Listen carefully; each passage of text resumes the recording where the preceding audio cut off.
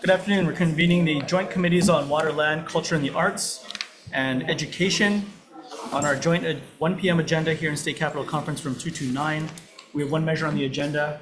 There is a lot of testimony on it though, so we'll ask folks to make sure you have your written testimony submitted, and we'll be limiting testifiers to 1 minute to make sure that there's time to get through everybody. I'll just note that there are a number of committee hearings separate from this going on throughout the afternoon that folks will have to run off to. So that being said, up first is Senate Bill 2003 relating to natural resource management, which requires the auditor's report pursuant to Section 4 of Act 255 to include a recommendation as to whether Mauna Kea stewardship and oversight is fit to continue management, and makes other amendments.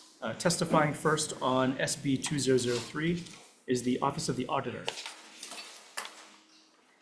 Oh, I'm sorry, excuse me, Mauna Kea Stewardship and Oversight Authority. Good afternoon. Thank you. Next on Zoom is Huli Pak. Not present on Zoom, Chair. Thank you. Also on Zoom, Leimomi Khan. Also not on Zoom.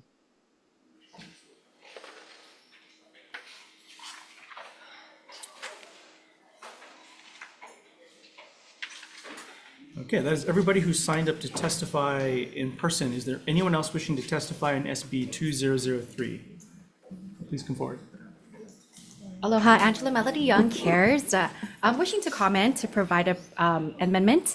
So initially what caused the conflict, I think, was the Hawaiians and their culture, and then they got like the actor Jason Momoa to go on the mountain and to do their parade. And so it initially started with the Hawaiians and their culture and their worship, and then the interference of DOT and DHHL, which the Supreme Court ruled against DOT and DHHL. So what I'd recommend, I think, to kind of balance the ongoing conflicts is to perhaps request a work group to be recommended without delegating too much authority to the auditor.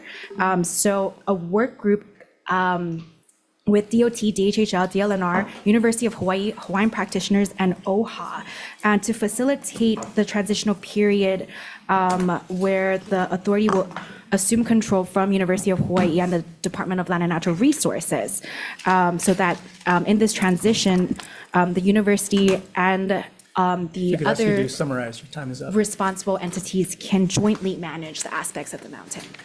Thank you. Thank you. Is there anyone else wishing to testify on SB 2003? Seeing none, other questions? The auditor is not here, so who would we ask the question of? Anyone from his office? Is there anyone from the auditor's office? Okay, Mr. Chair, I'm just going to paraphrase some of this that's written in the for the record. He says that they have strong reservations, and they're the ones we're asking to do this audit. We have strong reservations about this bill as it relates to the Office of the Auditor. Goes on, he says, we note that the bill does not include any criteria or other information against which we should assess the authority's performance to a base determination. And then we request that the bill be held or amended to remove the requirement that the audit include a recommendation about the authority's fitness to continue management of Mauna Kea. So, I mean, if that's someone we're asking to do the audit, I think they should be here so we can ask them questions. But that's the gist of the whole bill. I can make a comment. Sure. Okay, thank you. Reason for this measure is that the Senate version of this Mauna Kea Authority bill, the act, deleted the Senate version of the bill at the last minute during conference. And so at the request of Senator Dela Cruz, this revertment language should be back into the chapter, into the act. And so hence the revertment clause mentions that if the auditor during the period of transition is not to the act purpose, that it reverts back to the University of Hawaii And that's the reason for this measure. And that was the Senate's version of the act that was deleted during conference. And so on behalf of Senator De La Cruz, the introduction of this bill, hence is SB 2003. Okay, are there further questions, discussion? Just Chair? discussion. I'm reading the bill. I don't know if I'm missing it, but I think on the first page on line 8, starting on line 8, the report shall include our recommendations to whether the Mauna Kea Stewardship and Oversight Authority is fit to continue management. Doesn't say anything about the reversion. I know there are a lot of portions that are being taken out. So please correct me if I'm wrong. Maybe management, Mauna Kea can come up? Reversion is in the last section, Can you, very last page. okay, Starts from page 3, page 3. all the way down. B. The management authority Yes. over Mauna Kea lands as defined in section 304A-1901 Hawaii Revised Statute shall revert to the University of Hawaii. Okay, is that only after the audit takes place? The auditor, as I understand the bill, the auditor is going to determine whether or not we're fit or not. And if he determines that we're not fit, it automatically reverts. Okay, but it's determined upon it, which the auditor is saying they don't know how they can make Yeah. that determination. Because we don't know, none of us know what fit means, right? That's the correct. word language that is used. Right, okay, that clarifies it for me, thank you. Further questions? Yeah, do you know when the auditor is going to make a report? He's saying that- 2031. Yeah, he says he doesn't think he's able to, under the guidelines of the bill. Act 255 already provides a performance and financial audit in 2031 already. This goes further and gives the auditor further authority to determine whether or not we're fit, whatever that means, and the power to kind of sunset the authority. Well, I'm in agreement with Senator from the Big Island that it did include it in the original bill that at the end of the period, should the transition does not take place and so forth, that the whole authority shall revert back to the university. But it never talked about the fitness, basically whether or not you're able to complete all the things that was required for by the bill, right? Yeah, so I'm not sure why we need an auditor to tell us that if we think it should revert back.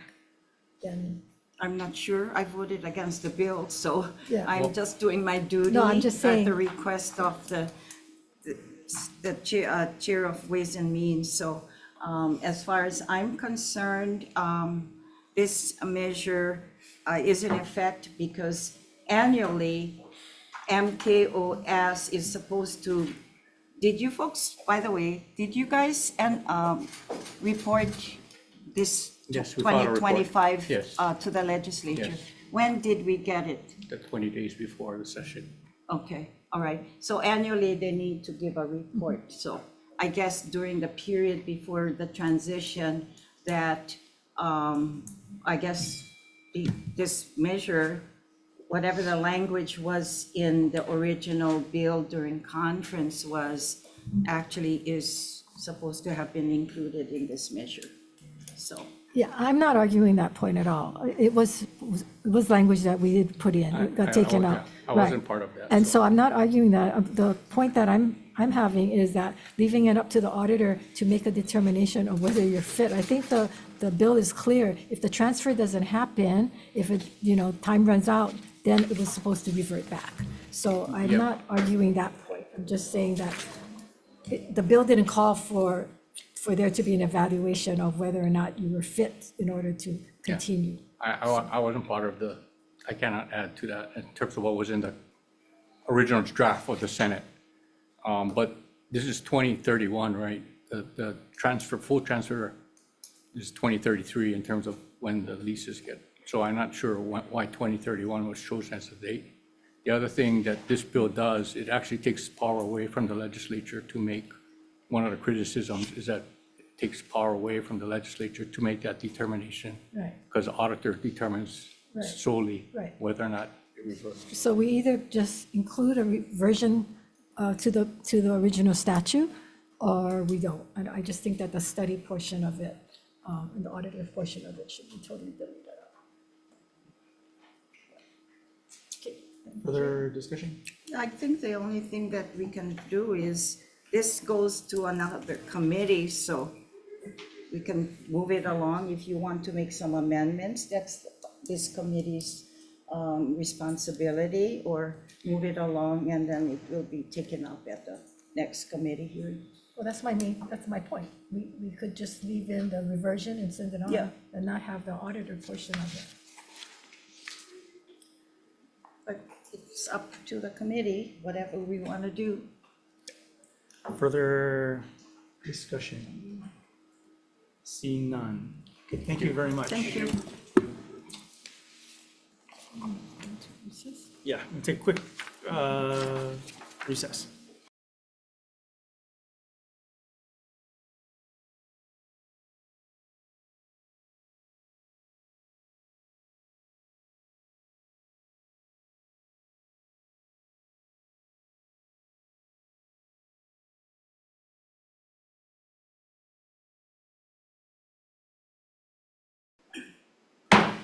Okay, we're reconvening the Joint Committees on Water, Land, Culture, and the Arts, and Education for decision-making on our 1 p.m. agenda here at State Capitol Conference Room 229 on Senate Bill 2003 relating to natural resources management.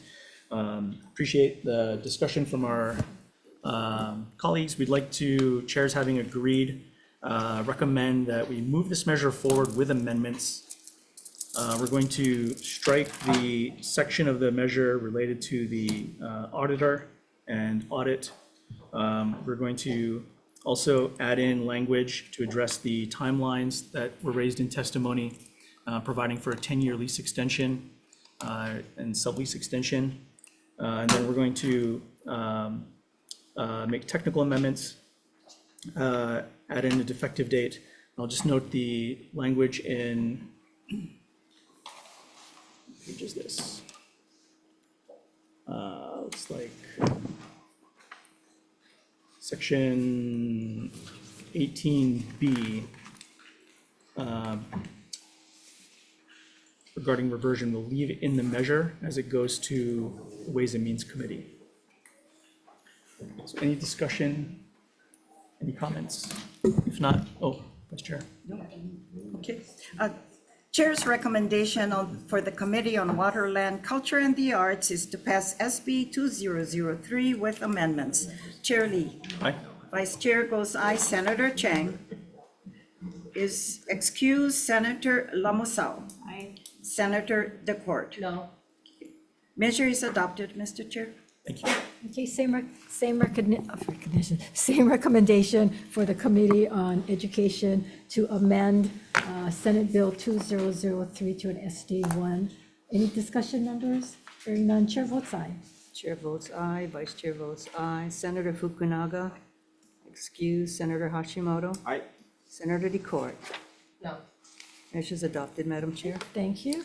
Thank you. We're adjourned.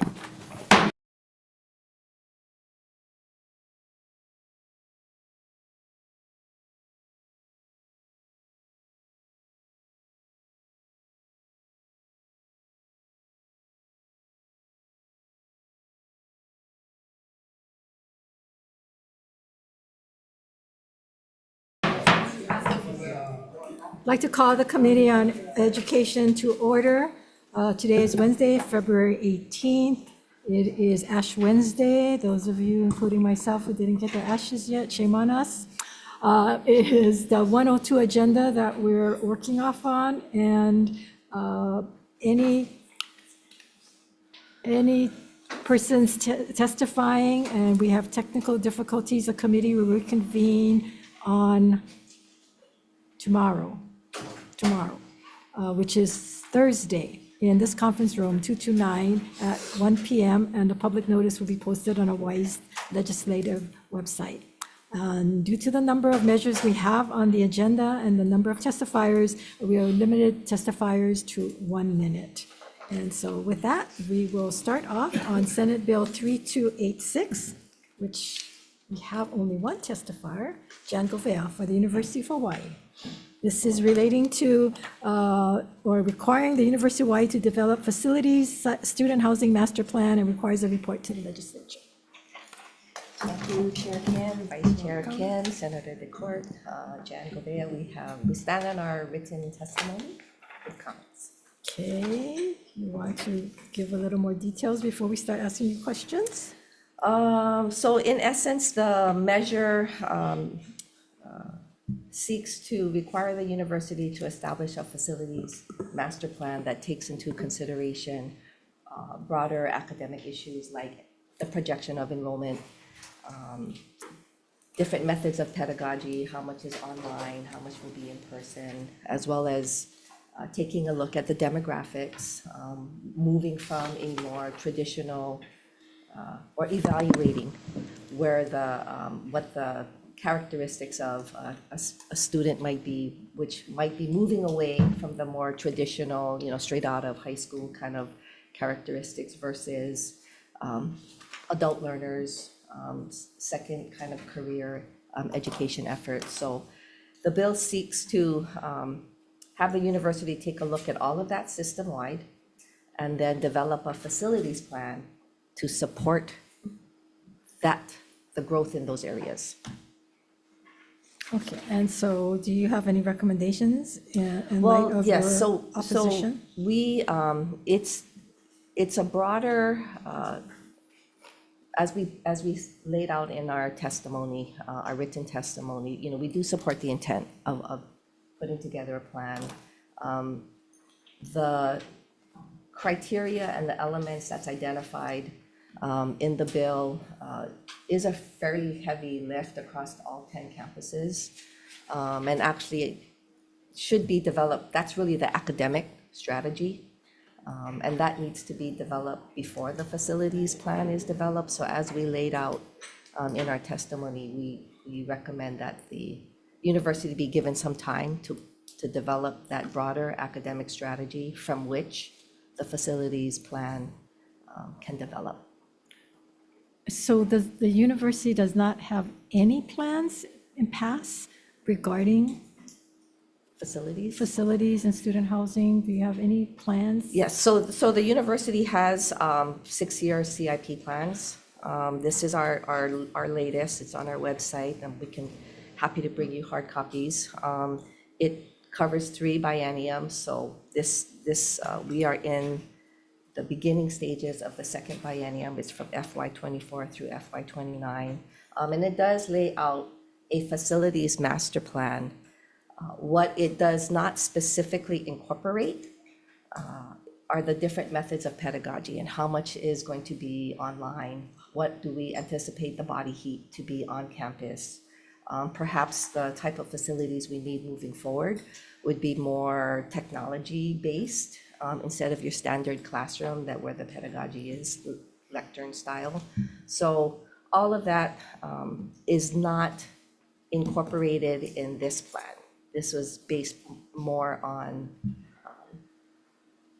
our deferred maintenance and just where the growth was kind of anticipated to be based on the age of a building. So maybe I should ask other questions, and let me just finish this now. So when you folks have been doing your CIP, Sinclair, McCarthy Mall, even Atherton, when all of those things were going on, were you guys following any kind of plan? There is a plan, but it anticipates 6 years it forecasts out 6 years. Sometimes things get added to the plan. In the case of the Sinclair Library Student Success Center, that was a priority that the provost, Provost Bruno, really wanted to see happen. So that got inserted as a priority. That was based on a lot of data that we received. And when we were putting together the 6-year plan, we did survey students at Manoa to see what type of spaces they would like to see more on campus or what kind of spaces needed to be improved. We've thought that a lot of it would be the classroom and other type of, teaching spaces. Oddly, or I shouldn't say oddly, surprisingly, a lot of the feedback that we got from students was they were kind of more concerned about having spaces where they could gather and study at night in safe places, because Manoa really did not have a lot of those type of spaces. So based on that survey, Provost Bruno made the Student Success Center a priority project. I guess that raises some concerns because it seems like whether you have a plan or not, that things get inserted or deleted. I know in the Sinclair, we talked about possibly putting floors above to be student housing, Yes. student dormitories. Yes. And, that wasn't considered. You added on a fifth floor, but I mean, honestly, it wasn't considered. I know we talked about it at length, but that never came to fruition. We had the Atherton, where the Innovation Center, and we've already have the Manoa Innovation Center, we have the Innovation Center at the business school, a number of them in Kaka'ako, yet that was still supported. Right. And then we said, well, why don't we put the Innovation Center in Sinclair? Because that's where they seem to be using the Innovation Center at Atherton as a student gathering, and not as much as an innovation, from what we can tell in the reports we've gotten. And that wasn't heated or done. And then you did McCarthy Mall, which, I don't know where that came from. Of course, it came from no plan, and added more money, and it was for a drainage ditch, but that decision was made. So again, it seems like either absent of a plan, or even when there is a plan, that's not being followed to suit. And the concern is the cost, the monies that would come out of the RIM, the monies that come out of the tuition funds, those are all areas, and then the delays, the constant delays, not to mention the demolishment of the PBN building. And yet we still haven't seen anything on that lot, any plans, definitive plans on what you're going to do once you demolish the PBN building. So again, these are all up in the air, and I can see why this plan has, this bill has surfaced. Yeah.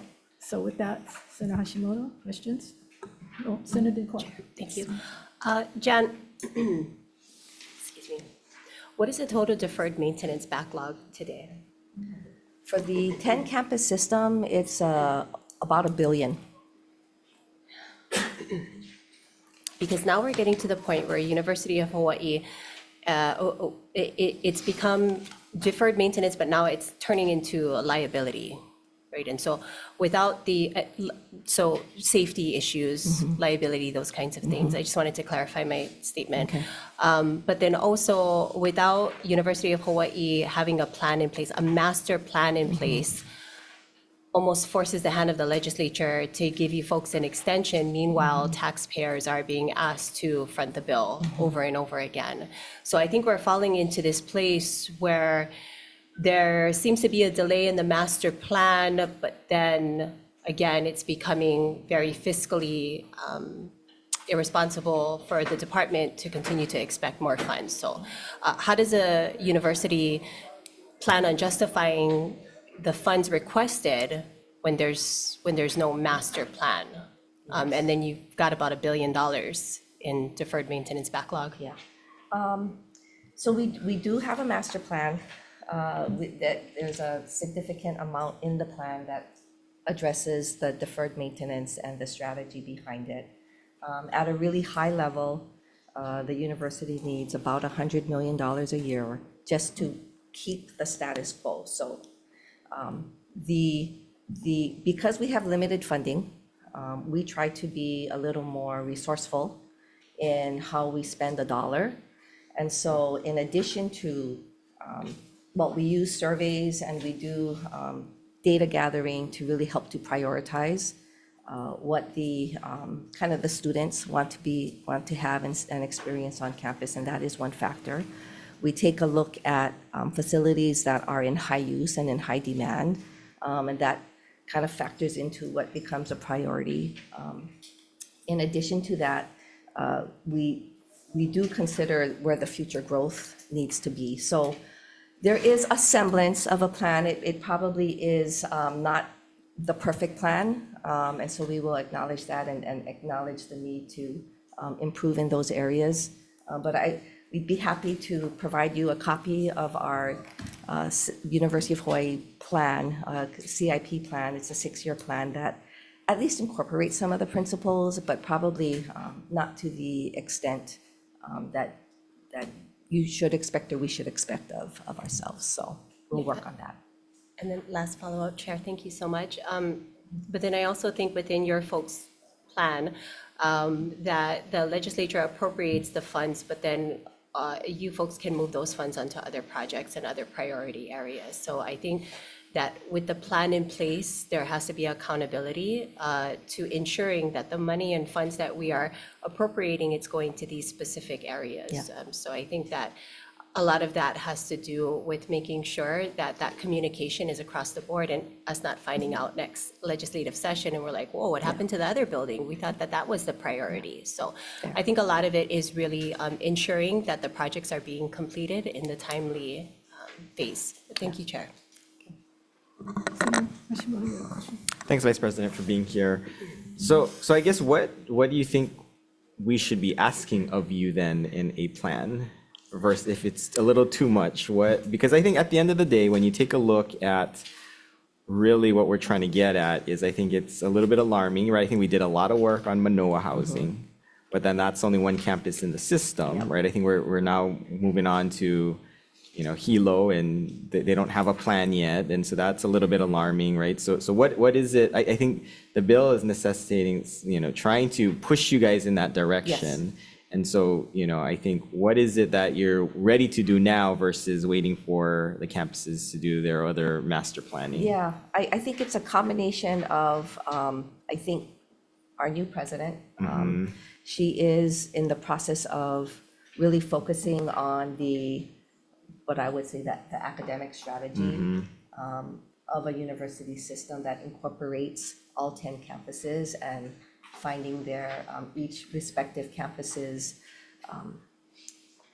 I guess, part of the overall system as a whole. It would be helpful to have that more established and nailed down, because that is what should be driving then the facilities plan. So I think in our testimony, we did say it would probably take a couple of years to incorporate those strategies that will result in changes of how classrooms or the educational experience on a campus is. That's a lot of that will be driven by what President Hensel is currently putting together as the overall 10 campus system academic strategy. That being said, if we want to focus on housing, we can do that. We can do definitely a housing strategy, but this is an overall 10 campus integrated system strategy that makes absolute sense and needs to be done from a facility standpoint. It's just, there's a risk of it being done in a vacuum if the academic side is not completed first, but we can, But I think it's partly it's phases, right? Like partly we know when we talk with Hilo, at least their student housing, they just want to upkeep it, but then they don't have a plan on what the upkeep is looking like, right? And if we don't have that at step one, right, we're not even talking about the visionary of, okay, we're going to build new facilities. We're just talking about upkeeping the current stuff, right? And so I think part of it's steps. So if you feel like, okay, we're only ready for maybe the existing facilities, then we need to know that too. Okay, but right, like I think, or if do we focus this bill on just student housing, right? Because it's facilities and student housing master plan. Like what are you ready with now that we should be pushing on, right? Because I think we do want to know what is it that we can do now, and we want you guys to do it, right? And I think part of it is you just need to tell us though that what's ready. I think if you tell us, okay, it's going to be a couple years, that worries me actually, Thank you. The whole enchilada, I think, is what is, so if we can phase it, that would be helpful. And if what I'm hearing is student housing is the priority, which I agree, we can definitely do this, a student housing system-wide plan, within a year. Thank you, Chair. So Jan, what is troubling is that here we have the University of Hawaii, and we've had a president that was there for 10 years, and now we have a new president. And in that whole time, we didn't do this master planning. I mean, how can we continue on without the plans? And when you do have a plan, then it's not being followed. For us, it's crazy how you folks are making these decisions. And then you have a 6-year CIP plan, but is there priorities in there? Because it doesn't seem to be following a priority. How can you prioritize McCarthy Mall when there are other priorities out there? And then you guys do an athletics? Whatever happened to that athletics master plan? That is, it started under the prior athletics director. It's since been halted. And the new athletics director, Matt Elliott, is going to restart it very shortly. Okay, but it's like every time there's somebody new, things stop and start again. With a master planning in mind, knowing where you're going, then it shouldn't matter who's at the helm, right? Yep. Because if that's the master plan. Yes. Now, the other thing I have to question is that this falls clearly under you, right? But you have so many other things that's under you. How can you do a good job with this? This is a lot, and we're asking a lot because it should have been done. Yeah. It should have been done years ago, right? So it wasn't done. But you've accumulated all of these areas in which you're overseeing. So how can you focus on this? So that's another question for the president as to what's the reorganization plan? Because it doesn't seem to be working. Yes, not completely sure on what the reorganization plan is, but I look forward to being able to concentrate my efforts. Yeah, so if you're going to do facilities and you're going to do housing, then that should be a major focus. I mean, you've got security, you've got, I don't know what else you've got. I mean, traffic control, procurement, everything. Not anymore. Yeah, okay, but yeah, but still, thank you. This is absent of that. But we had to fight for that. You guys argued against it, fought us against it. We have to shove it down your throat before we do it, and now you're happy because that was the right thing to do. But again, it's that we get this pushback all the time, and it's like having to force our kids to take their medicine. So we don't want to do that, because like you said, it absolutely makes sense to have this plan. Absolutely makes sense, but how come we haven't done it? And you've been how long have you been VP? Oh, I'm going on my 12th year. Okay, 12 years and no master plan. Okay, I rest my case, right? Okay. Thank you. Any other questions? Not a question. Yeah. So I wanted to focus on the student housing. Yeah. So how many total units do you have in student housing across the state? At Manoa, there's about 3,000 beds. And how many vacant? Oh, very little. We are at like a 97% occupancy rate. And others? Hilo, I don't know the details of Hilo's inventory. You can get that too. Yes, yeah, What about thank West you. Oahu? West Oahu has no student housing. Do they need student housing? That's the question in this plan. Yes, Wasn't so there an attempt to build student housing and at no point? yeah, I think there is a study. There was a more, what I would say, a more informal study that, so student housing, I think, I just want to put out there, there's housing and then there's the cost of housing. So when we do these studies to find out what kind of housing should the university be providing, the context to that is what are students willing to pay? Because if you say, do you need housing, most people would raise their hand. If it comes back at market prices, how many hands go down, right? So the study really we need to know truly what that price point is going to be so that when can we afford to build it at that price point? And then B, if that way, do we get a 97%, 98% occupancy But the rate? stats don't mean anything if you guys do the study and don't do anything with it for 10 years. Yeah, so hopefully we will do the study that looks at what the a true market study is going to look at, not just who says they need housing, but it'll look at all the other elements like, again, the price point, the type of unit, apartment style living versus more freshman dorm style living, all of that gets factored in. So that is the study that needs to be done at West Oahu. That was not done. And for the amount of student housing that you have that are in use, what percent are, mainland students and what percent are local students? Do you have that count? I just know, Because we have students from the neighbor islands that come to the university that need housing. yeah, notionally at Manoa, it's about 60% are non-resident students and 40% are resident students, And notionally. it's the same charge for both students, resident and Yes, non-resident. yes. Thank you. Thank you. No other questions? Thank you Okay, very thank much. We're going on to Senate Bill 2802.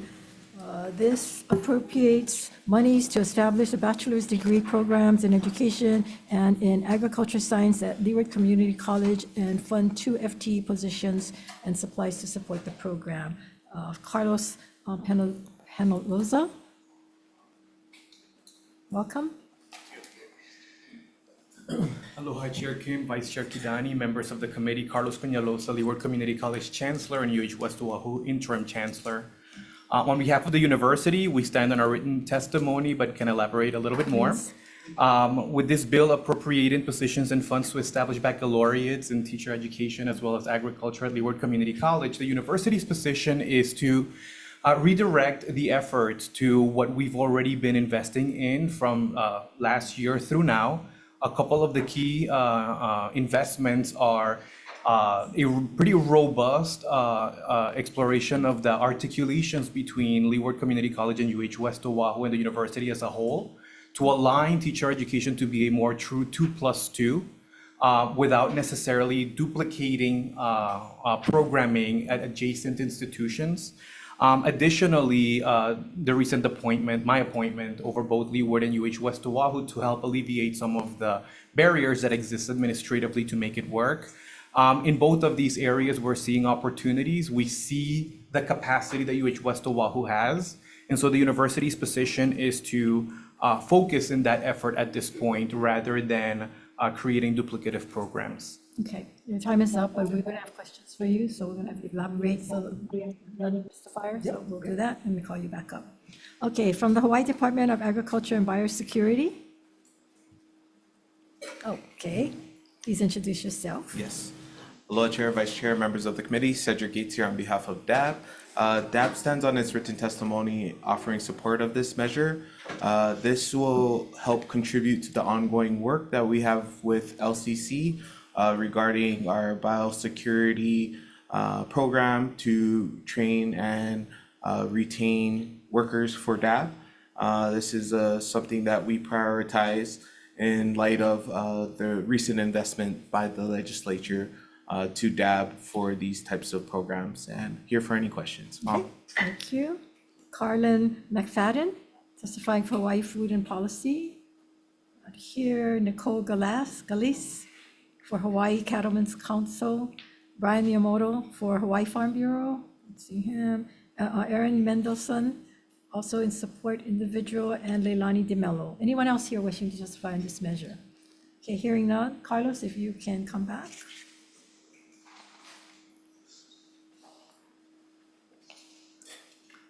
So Carlos, you folks at Leeward, Yes. your Leeward hat on, have a 2-year associate's degree here. And what this bill is asking is that you go on for 2 more years to get a bachelor's. But you're saying that West Oahu, which is not far away, has a 4-year.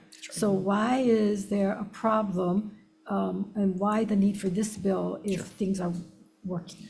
And so historically, there should have always been alignment between the community colleges and the 4-year institutions.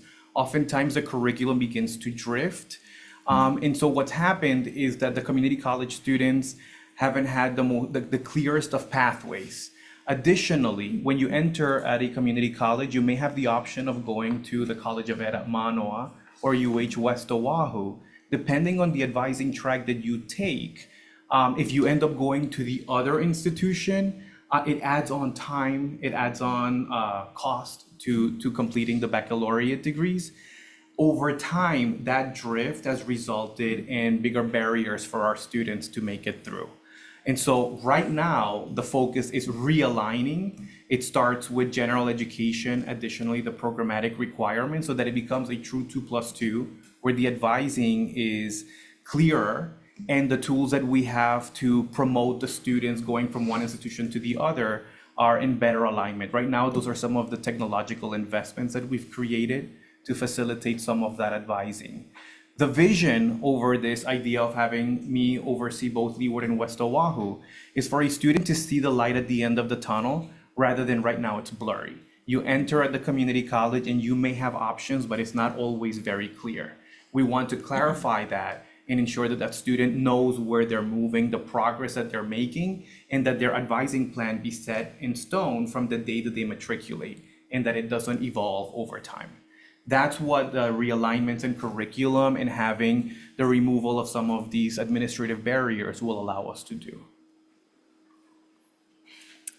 You know, I'm always told that those at the University of Hawaii are the smartest people right in the state.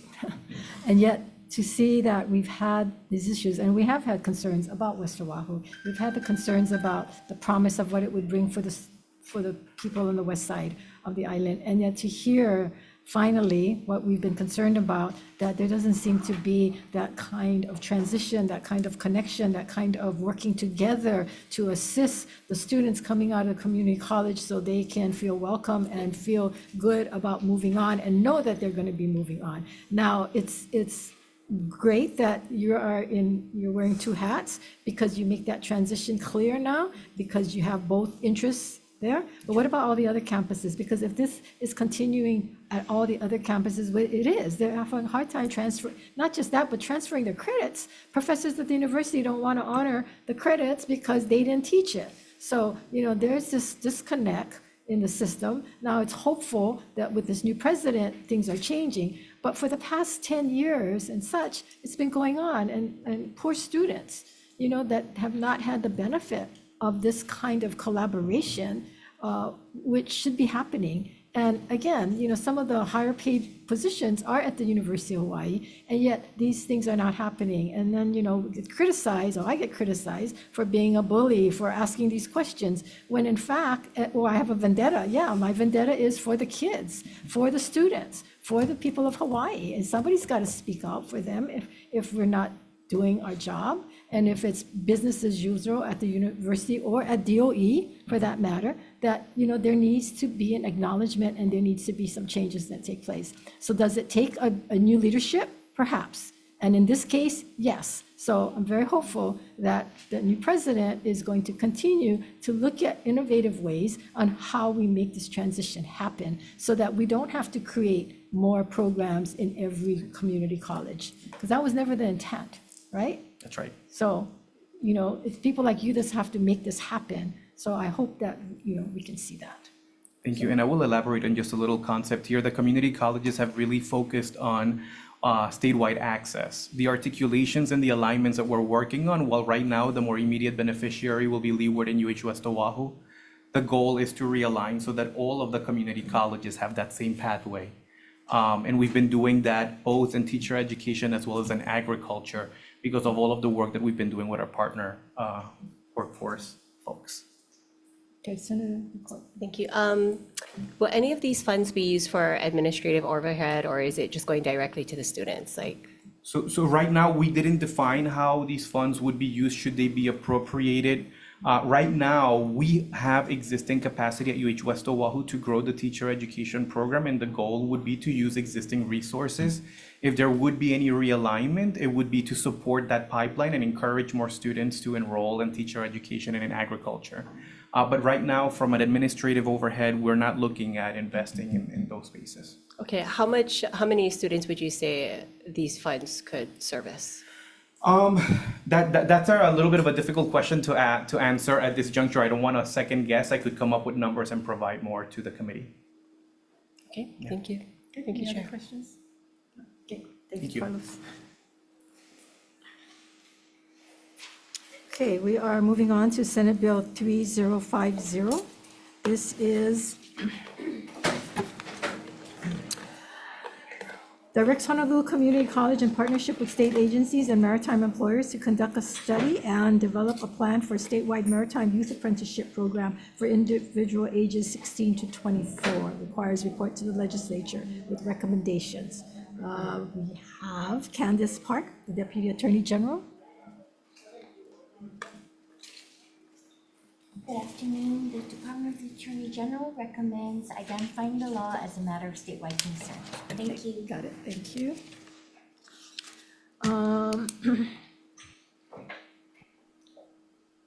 Kahea Lolani Duclo. Aloha kako. Aloha. We stand on our written testimony, mahalo, and we're available for questions. Okay. Also, Tina Yamaki. Not here. Not on Zoom, Chair. Okay. Let's see, we have a number of others. Sherry Menor in support, William Anderson in support, Melissa Pavacek, Kieran Polk, Johnny May Perry, Leilani DeMello, all in support. Anyone else here wishing to testify in this measure?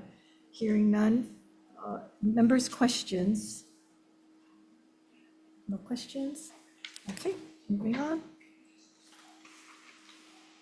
Senate Bill 3238.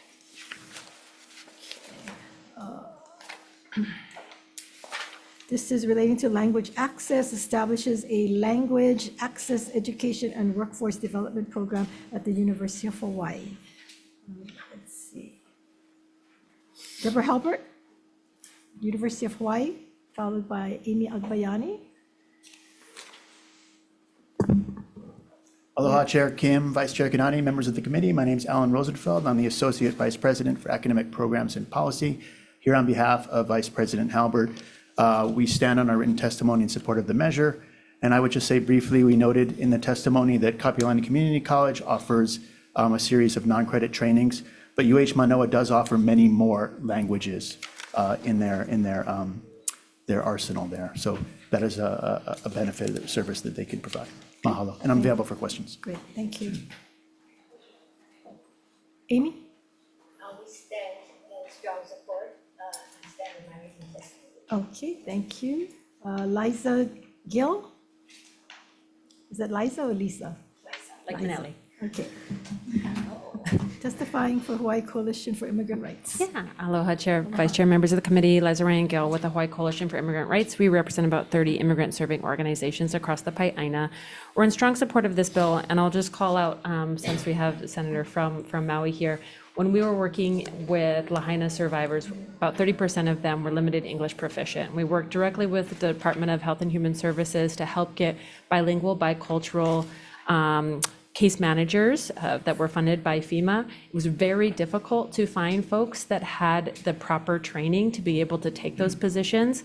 And on the continent, it was also very challenging because they didn't have the right languages for here. So right now we're graduating a number of students, over about 100 from Waipahu High School. A great program with the seal of biliteracy. Just like they have similar glide paths around getting youth into healthcare settings, we need to make sure that we have our youth have a glide path into interpretation services, because these positions are necessary under Title VI for all of our state agencies to also provide language access. Mahalo. Thank you. Mike Newland? Not here. Not on Zoom, Chair. Okay, thank you. Oh my God, we have about 20 others in support of this measure.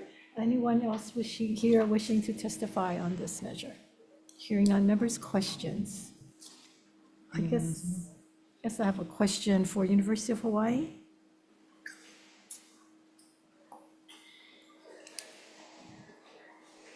Are we looking at this as a credit or non-credit? It's not clear in the legislation, and that was one of our requests in the testimony. If the bill could either specify whether non-credit is preferable or credit or both, a combination of both. The advantage to non-credit is because in the bill it says that intent is to serve also community members. If you wanted to open up access so that the admissions requirement and the high costs of credit-based tuition weren't a barrier to community members, then the non-credit option would be a plus, and perhaps that could be done through Outreach College. And again, because Manoa offers languages that the other campuses do not, that could help provide the workforce demand that folks Does the have testified community about. colleges offer languages? Yes, they do. So I believe at Kapiolani Community College, they only offer Hawaiian, Chinese, Japanese, and French. So Manoa, of course, Spanish, Tagalog, Ilocano, et cetera, et cetera. But those at the community college, is that non-credit? They have a non-credit, yes, correct. And they're working to move it fully online and offer a series of courses.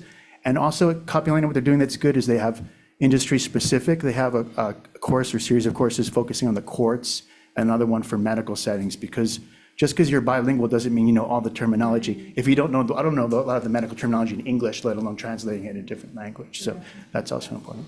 Okay, thank you for that. You're welcome. Very helpful question. Yes, go Oh, ahead. thank you so much. So what languages would this program target as the other community colleges do not?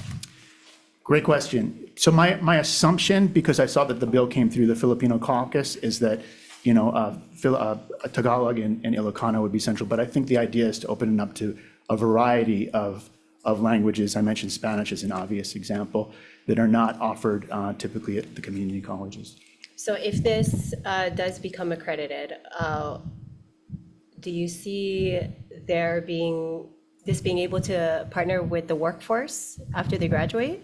Like Japanese, right? So then they can go work in the. Yes, so that I believe that's the intent of the bill, because they do mention that a requirement is the internship that the students could complete during their studies, so that they would have these sort of articulated pathways into the workforce. What are some of examples of those industries? Well, the possible areas I mentioned, medical is one. Another one's the courts. Another one is social work. And I imagine, I heard that there were 20 different testifiers, so they probably have more examples of where there's a need. Yeah, perfect. Okay, thank you, Chair. Okay, thank you. so Any other much. questions? Hearing none. Amy, you had a question? In addition, Okay. the plan Come up. I heard of would be to offer it for credit as well as non-credit.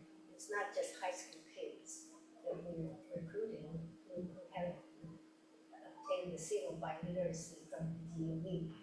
But and some of these students are already at the various campuses. And there are also graduate students and PhD students who would benefit from this. And they would have to enroll in existing credit classes and also outreach and non-credit. So Thank you. So I guess the question to University of Hawaii, is that going to add any cost as far as if we go credit and non-credit? If it's a quick answer, you can answer there. If not, come forward. And I guess there's costs on both sides, but right now on the side of the university, is there additional costs to deliver both? I don't want to say that there's no costs, but of course, especially when you're talking about tuition-based, when the students are paying at higher tuition rates, that offsets the cost of the instruction. But generally speaking, as long as, my personal analysis or belief is that if you have full classes and students are paying tuition, then the classes usually balance out. I think where we run into deficiencies is where we have classes where you're paying the instructor, but there's only a handful of students, so. But you can put requirements on there that you only hold a class if you can Yes. have so many seats, right? You can- Yes, and they can hopefully recruit cohorts, and then they can offer both courses, because they already have the language courses, so I think the capacity exists there. But where they might need to build out is to have the industry-specific focus that's already in place at Kapiolani. So you can't go and do non-credit and feel like, oh, this is something I really want to go and get credit, then you can transfer or change to a credit? Well, so you'd have to be if it's UH Manoa, then if you wanted to do credit at Manoa, you'd have to be admitted as a student. Right, but would you get any kind of credit, the fact that you've done the non-credit? I think it seems like that's the intent of the bill, and that's also, it seems like what they're focusing on at Kapiolani, because they say they're trying to build those pathways, I believe, from non-credit into credit. And yes, and also as the past testifier, Amy Agbayani mentioned, that there are students who already are credit-based and have the language skills, that they could already tap into that market as well. So thank you. Thank you. Okay, members, no other questions. We are moving on. Senate Bill 3062. This provides the University of Hawaii and its campuses and state libraries may utilize liquor in certain educational settings without obtaining liquor licenses, subject to certain limitations. We have a lot of people on this one as well. Keith Hayashi, University of Hawaii. I'm sorry, from DOE. Aloha, Chair Kim, Vice Chair Kidani, members of the committee, Sean Tajima, Assistant Superintendent, testify on behalf of the Department of Education. The department stands on our written testimony, which provides comments on this measure. The department is requesting a specific amendment to exclude libraries that are on or near school campuses. Liquor possession or use of alcohol is strictly prohibited on public school campuses. And state law HRS 281-39.5 prevents the issuance of liquor license to any establishment located within 500 feet of an elementary, intermediate, or high school to further limit alcohol presence near campuses. Thank you for the opportunity to testify. We stand by for questions. Thank you. Okay, thank you. Alui Hokuana.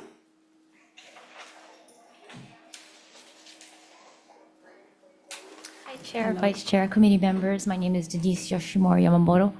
I'm the Associate Vice President for the Community Colleges on behalf of Louis Hokuana. We strongly support this measure and stand by our testimony, but I'm here for any questions you may have. Okay, thank you. Kieran Polk, Chamber of Commerce of Kapolei, on Zoom. Not on Zoom, Chair.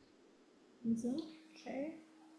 Stacy Aldrich with comments and Johnny May Perry opposing. Anyone else here wishing to testify on this measure? Hearing none. Let's see. Members' questions? Questions. Go ahead, Senator. This is Kidani. for the libraries. Libraries? Sean? Testify for DOE, not the libraries. Okay, there's nobody here from the libraries. Yeah, my question, if someone out there in TV land is listening, how will they control the amount of alcohol being brought in? Is there going to be police presence? What? To make sure that other library users are not jeopardized? Again, I'm not testifying for them, but when I watch stuff on TV where you have these little bookstores or you have places where they have like a little coffee bar or perhaps a wine bar, that they definitive places that you can be in and you can't take it outside or something like that. I don't know, I'm just guessing, but yeah. Of course, you guys, TV is real, don't you know that? I'm kidding. Senator DeCourt. Yeah, I was actually going to ask a similar question to that. Thank you, Senator Kidani. So maybe, Sean, if you could come up. So currently, your administrative rule says that alcohol is not permitted within 500 feet of schools. That's the law. Yeah. And so is this more of an enforcement effort? Is it more of, yeah, so I'll say that. Is it more of an enforcement effort or what is the accomplishment of this? Because it's already in law, so. I think we're just citing that as something to support not having it on or near our school campuses. Within 500 feet? Correct. Okay. So do you have libraries state libraries within 500 feet of the schools? We have some There's on some right campus. yeah. But so this will only apply, your situation only apply for those that are not on campus or outside of the 500 feet. Correct. Yeah, like our state library here and so other libraries that might. Yes. Yeah, okay. Can I have UH?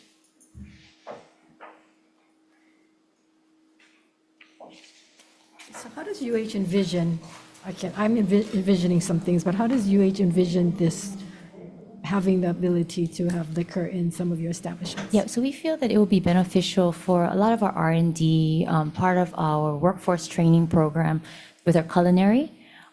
With our Culinary Institute of the Pacific as well, it will be a training restaurant. Anytime we would be serving or handling alcohol, it would be for educational purposes. We do not want to compete with any local bars or anything like that. We would comply with yellow card training for anybody who is handling the liquor. But it's to allow us to be able to have some flexibility, to bring alcohol for distilling processes, to learn, put it into recipes, cosmetology, but also for food service. It's always it can be an element in our culinary programs, but also really mainly for our restaurant as well. So currently, in the culinary programs, liquor is not handled in any way or incorporated in any way? So we do have some instances where our culinary programs are actually run by a third party. And through that third party, they are able to establish a liquor license and they take that liability.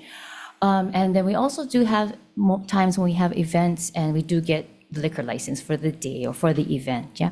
But we don't, host any type of liquor event, yeah. Is it the intention for the university to possibly look at this in broadening, like say after hours at their student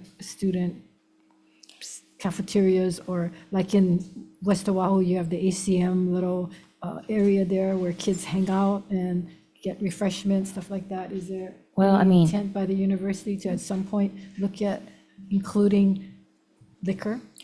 The only way that I can envision that to be related would be if it was then the servers were a part of our culinary program and it was a culinary event, then I can see that happening. But it's definitely not for us to hold a party or, again, to compete with any establishment that serves liquor. I see. Okay, thank you. Members, any questions? No other questions? Thank you. Thank you. Okay. Senate Bill 3024, this is relating to sex bias discrimination, clarifies and strengthens the state protection against sex-based harassment, sex discrimination, and retaliation that occur in public schools, public charter schools, or at the University of Hawaii, including discrimination based on gender identity of expression, sexual orientation, pregnancy, and pregnancy-related conditions, establishes procedures for investigation, decision-making, and requires mandatory reporting by certain employees. We have a number of testifiers, starting with Chris Schofield, testifying for the Democratic Party of Hawaii Education Caucus. Not here. Hoku Pak, not here. Candace Park, Deputy. Candace.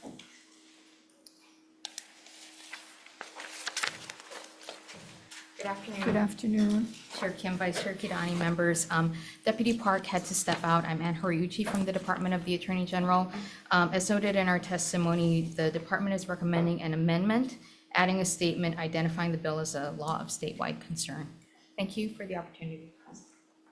Okay, thank you. Sandy Livingston? Not on Zoom, Hawaii- Chair. Okay, not on Zoom. Nikos Lavernes. Sorry, Lavernes. Also not Zoom. on Zoom. Okay. Abby Simmons? Not on Also Zoom, Chair. Not on Zoom. Okay, Elizabeth Jubin Fujiwara on Zoom. Aloha, Elizabeth. Oh, sorry, Chair. Elizabeth is not on Zoom at the moment, but we have Anna Izzy instead. Okay, I'm sorry, Anna Izzy, is that what you said? Yes, Yes, you're Anna? Chair. Okay, thank you. Welcome, Anna. Aloha, Chair Kim, Vice Chair Kirani, and members of the committee. My name is Anna Ezzy. I'm testifying in support of SB 3024 on behalf of Every Voice Hawaii. We're a student survivor and recent alum-led coalition working to address gender violence on college campuses. And we're in strong support of this bill because the current federal test.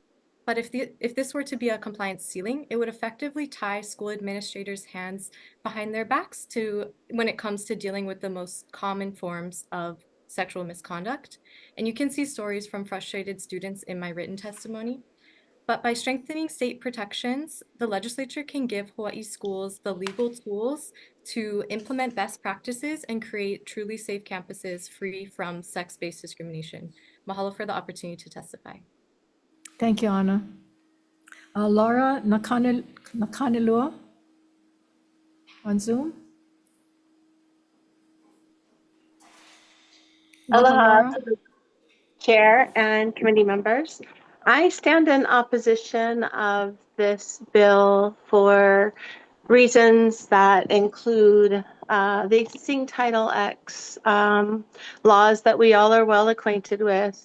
I feel as though this proposed legislation goes far beyond clarifying protections and instead imposes sweeping mandates that create some legal uncertainty, heightened liability, and substantial administrative challenges to our public schools.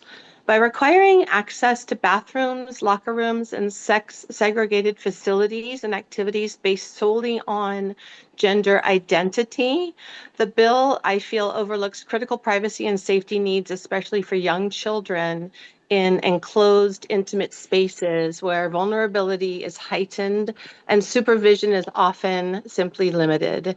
So I would ask that schools have the flexibility to implement reasonable and evidence-based policies that prioritize first and foremost the protection and comfort of all of our students, particularly minors, while preserving biologically grounded distinctions in such private settings and in competitive sports. Thank you, Laura. Your time is up. Appreciate Thank your you very testimony. much. Thank you. Michael Goluch, in support. Good afternoon, Michael Galoya Jr., he, him pronouns from the president of Private Work Hawaii. First off, we'd like to say happy Thumb Appreciation Day. All joking aside, we stand in strong support of this legislation. I'd like to thank the previous testifier for highlighting the need for this bill. We've seen day after day for the last year and a month, constant attacks against protections for our LGBTQIA plus community of survivors of sexual abuse. We need more protections, not less. This codifies what was supposed to be happening in Title IX and protects our students. And as you see in our testimony, that this is sorely needed. We encourage you to pass it. And send the message loud and clear that we will protect all of our students, no matter K through university. Thank you for hearing this bill. We look forward to it passing. Mahalo. Thank you. Scott Johansson, also on Zoom. Yes, hello. Aloha. Aloha. Sorry, trying to turn the video on. My name is Scott Johansson. I am an individual in support of this bill 3024. The athletics page does signify and tell us that athletics is an important part, not just for athletics in itself, but it's a part of our life, is part of the education process. It is provides lots of values, and to exclude people based on their gender identity needs to be protected. You cannot protect people's rights by excluding other people of those same rights. Please vote yes for this bill. Thank you. Thank you. Joey Badua on Zoom. Aloha, my name is Joey Badu, testifying as my person, as a trans person, as someone who went to public school, as someone who did not have the language to say how my gender identity was when I was young. And hearing all the hate from the testimony today and reading them, it pains me. It makes me feel like I do not belong as someone who's gender non-binary. I'm also a Catholic, and God told us to love each other. He reached out to the worst of the worst, and we are being depicted as the worst of the worst. We are being depicted the same way Epstein is as a pervert or whatever. But look, no trans people are on the Epstein list and filed Okay, we're just regular people wanting to mind our business, and so this is someone who lives this hate. And I urge you to look within your hearts to see, to clock the hate, and support this bill. Thank you. Thank you. Cameron Miyamoto on Zoom. Aloha, Chair Kim, Vice Chair Kidani, and members of the Senate Committee on Education. Mahalo for this opportunity to testify today in strong support of SB 3024. My name is Cameron Miyamoto, and I'm the co-president of PFLAG Oahu. We represent parents, friends, families of lesbian, gay, bisexual, transgender people. Our families are loving of our LGBTQ students and want to ensure they'll be continued to have safe learning environments in K through 12 and our universities. Our families are scared for the well-being of their students, and we really want to ask you to pass this bill today so that we can ensure them that they'll be protected as legislation and mandates are coming down across the nation, which are not supportive of our LGBTQ students. So please vote today in support of SB 3024. Mahalo. Thank you. Michael Hurley. Hello, my name is Michael Hurley. I am Government Affairs Counsel at the Foundation for Individual Rights and Expression, or FIRE, testifying against two parts of this bill. We all agree that universities have a moral and legal obligation to respond to sexual misconduct, but currently this bill crosses two important constitutional lines. First, its definition of sex-based harassment is overbroad and out of step with both Supreme Court precedent and Title IX regulations. The Supreme Court has defined student-on-student harassment as behavior so severe, pervasive, and objectively offensive that students are effectively denied equal access to an institution's opportunities. Many courts have cited Davis to strike down overbroad harassment definitions like this bill's, noting that they reach speech protected by the First Amendment. This bill's definition falls far short of the Davis standard and will reach campus protests, student media, and other protected speech. Second, the bill lacks basic procedural protections constitutionally required by courts or through federal Title IX regulations, including providing respondents with a detailed notice of allegations, holding a hearing, and allowing each party access to all the evidence in the institution's possession. Identify more gaps in my written testimony, and I'm happy to take questions. Thank you very much. Jan Govale, University of Hawaii. University of Hawaii stands on its written testimony with comments. Okay, would you like to share some of the comments considering the nature of all of this? Okay, yeah, I think I was just scrolling through the federal regulations on Title IX with regards to the process for how to deal with a complaint and the investigation process. It's fairly detailed. It's like 26 pages long.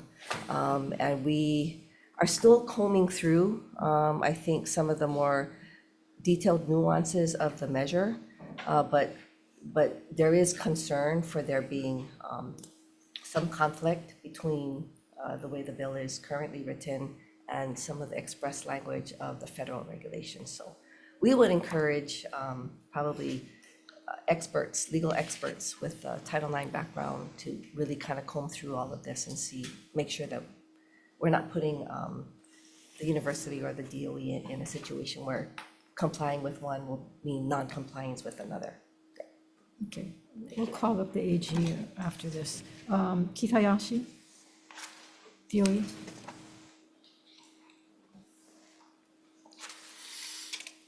Good afternoon, Chair Kim, Vice Chair Kidani, members of the committee. Sean Bacon, Assistant Superintendent for the Office of Talent Management, speaking on behalf of the department. We stand on our written testimony offering comments, and just a little bit to elaborate. So the department supports really the intent of this to strengthen protections against sex-based harassment and discrimination. We want to note that we currently use existing state administrative rules and board policies to cover some of the gender identity protections that are absent in the 2020 Title IX regulations. I think one of the things that we'd like to really dig into a little bit deeper on this is some of the definitions. One, for example, is like decision maker. for a decision maker for a student, for example, when we're using Chapter 19, the decision maker may be a school level administrator. When we're using Title IX regulations, it could be a panel, a decision maker. Also, there can be some distinctions between classified and certificated employees within the department. So we're available for answer any other additional questions. Thank you. Thank you. Young-Hee Overly for AAUW. Aloha. Aloha. Chair Kim, Vice Chair Kidani, and members of the committee, thank you for this opportunity. I am representing AAUW Hawaii, whose mission is to advance gender equity through education and advocacy. We are in strong support of SB 3024 to strengthen Hawaii state Title IX law against weakened protection against discrimination, gender-based discrimination based on the federal Title IX rollback on regulation. I did want to, we have submitted our testimony, but I did want to respond to some of the things that was said here. I see I ran out of, basically I want to point out that we had a DOE regulation on transgender students since 2016. I'll be happy to share that with you. I also agree with UH and DOE that we could update administrative rules to match if you pass this. We did this in 2018. I believe we could do it again to protect transgender students. Thank you for listening. Thank you very much. Let's see, Maddox Suchiya. Welcome. Thank you, Chair and members of the committee. My name is Maddox Kaivi Suchiya, testifying as a private citizen as well as the president of the debate team at UH Manoa. I would like to stand on my written testimony as well as providing additional comments as to key opposition to this bill. There is vast concerns regarding whether or not this bill is still in line with federal Title IX guidelines. I would like to specify that within the bill itself, it adds on additional practices for investigations and decision-making, but it doesn't add a clause that says, oh, and also disregard every single other federal mandate. UH already follows federal laws in countless other areas, from the First Amendment to Brown v. Board of Education, and has done this for years and years and years and years. This bill eliminates none of that. It maintains that the university must follow every single federal law that does exist.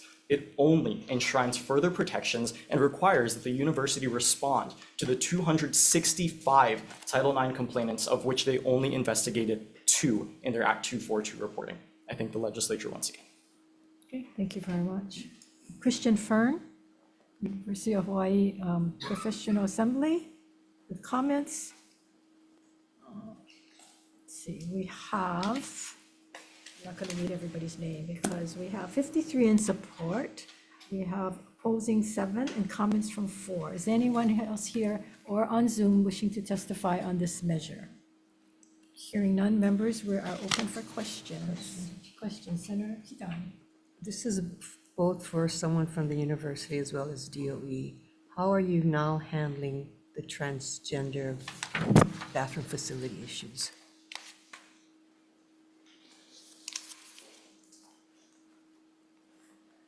Good afternoon, Chair Kim, Vice Chair Kidani, and members of the committee. I'm Nicole Isai-Ijima. I'm with the Department of Education, the Civil Rights Compliance Branch. So in regards to our transgender youth, we do have our guidance and supports for transgender students that has been in effect since our 2016-2017 school year. And in terms of facilities such as access to restrooms and locker rooms, our transgender our students are allowed to access to facilities that are aligned with their gender identity. Okay, and how are the other students taking this? Do you have complaints? Have you had any issues? Since 2016, we have had some concerns for some students. From the students or from their parents? From parents. Students are more in our experiences, the students tend to be more understanding of their peers and very supportive.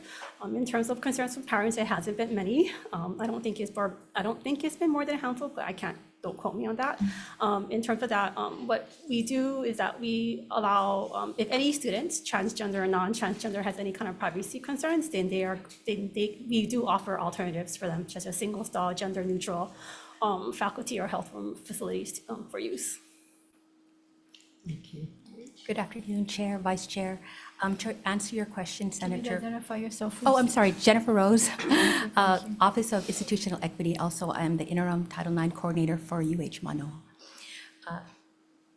We have executive policies that are in place specifically protecting students based on gender identity and sexual orientation. After the 2020 regulations were put in place, we strengthened all of our policies and procedures. And when the Biden regulations were vacated, we went back and reverted to those procedures. As far as a specific question about restrooms, we have both designated all gender restrooms for students to access, as well as a separate male and female facilities. As far as complaints, we're unaware of any concerns or requests for opt-out of shared facilities as of today.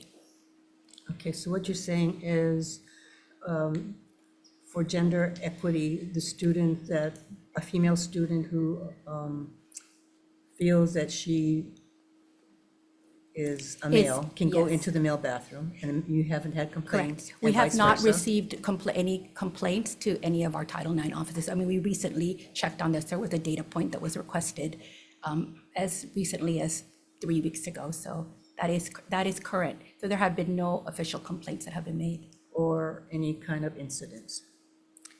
Not that I am aware of as the Manoa Title IX coordinator, for or that DOE? I've been made aware of from other Title IX coordinators from the other 9 campuses.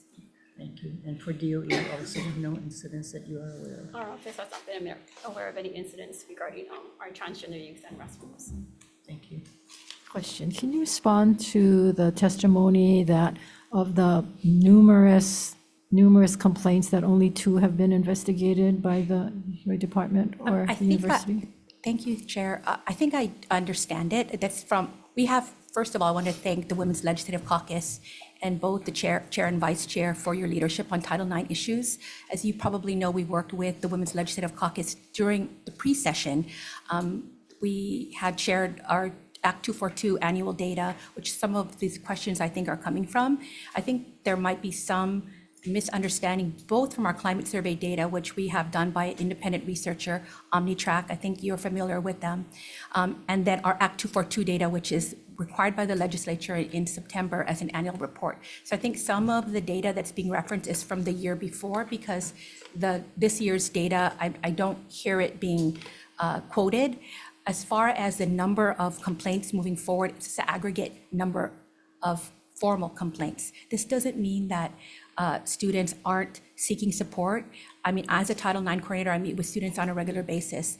A lot of students are seeking supportive measures, which we work in very great detail with them to ensure if they want a no contact order, if they want academic adjustments, if they want support with mental health and other community resources. That's something that both Title IX coordinators and confidential advocates and everybody that's trained in this area can do.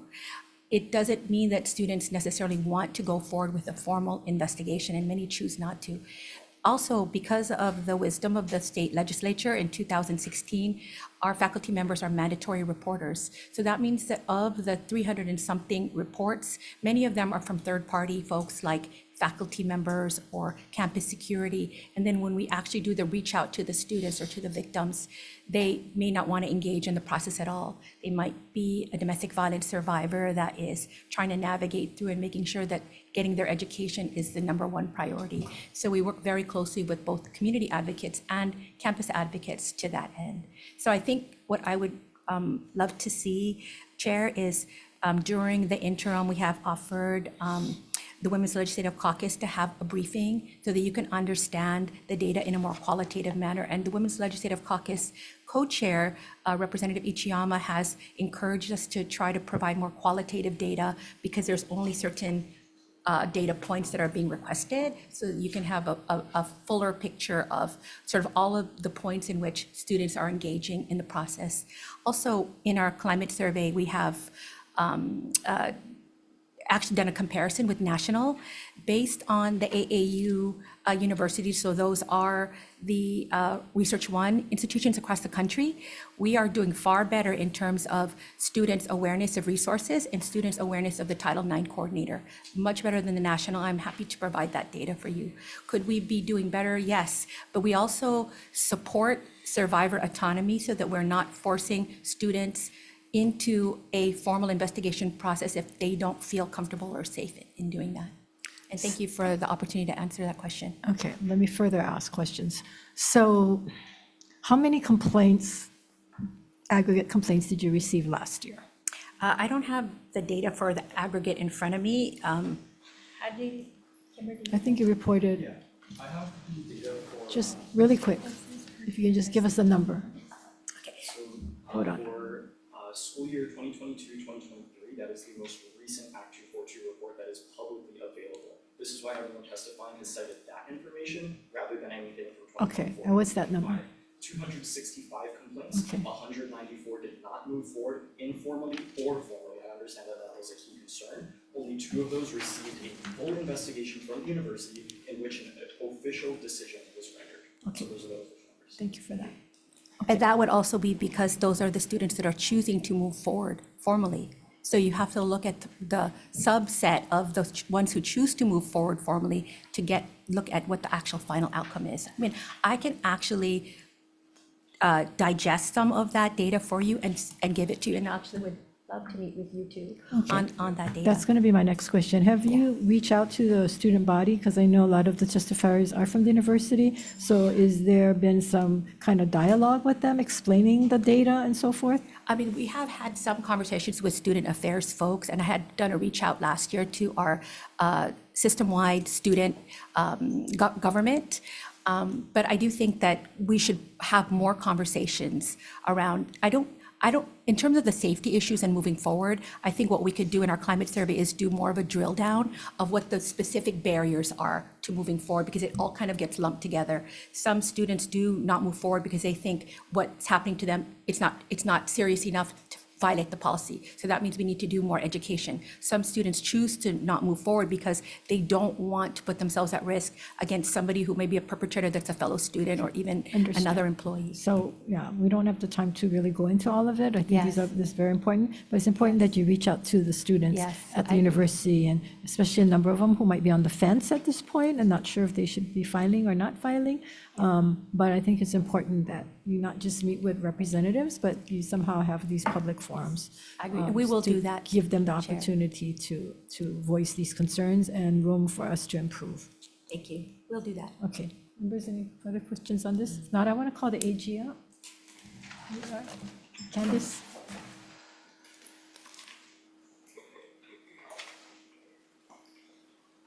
So Candice, you heard the testimony that there are concerns, legal concerns, constitutional concerns. Is that something that your office looked at when you looked at this bill? I believe they have, but I don't know if they've come to a conclusion, but I can ask them to report back. Okay, as we move forward, we would like that. Okay, great, thank you. Members, no other questions? If not, thank you, everyone. We are moving on to. Sorry to interrupt, Chair. We have a latecomer on I'm Zoom for Elizabeth Fujiwara. Okay, Elizabeth, go ahead. Thank you for that reminder. Elizabeth?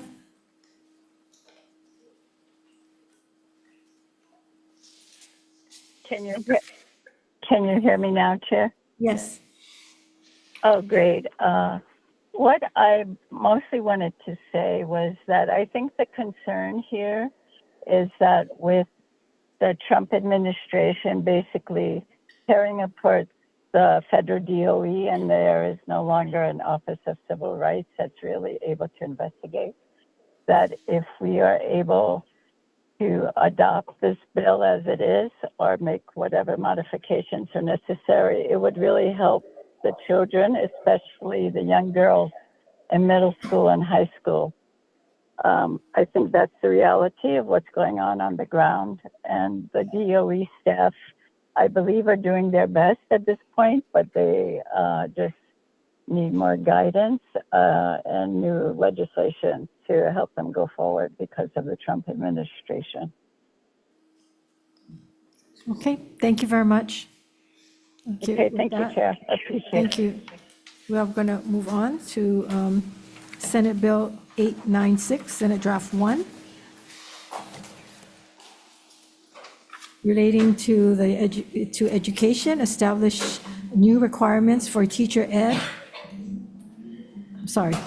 Require the Department of Education to submit annual reports to the legislature outlining certain information concerning capital improvement projects. Require reports to be posted on DOE's website annually in a searchable format, and provides that any CIP funds encumbered for more than 5 years without commencement of construction shall be specifically identified and justified, or shall be subject to legislative review for revision or reassignment. With that, we're calling up Senator Ann Horiuchi, the AG's office.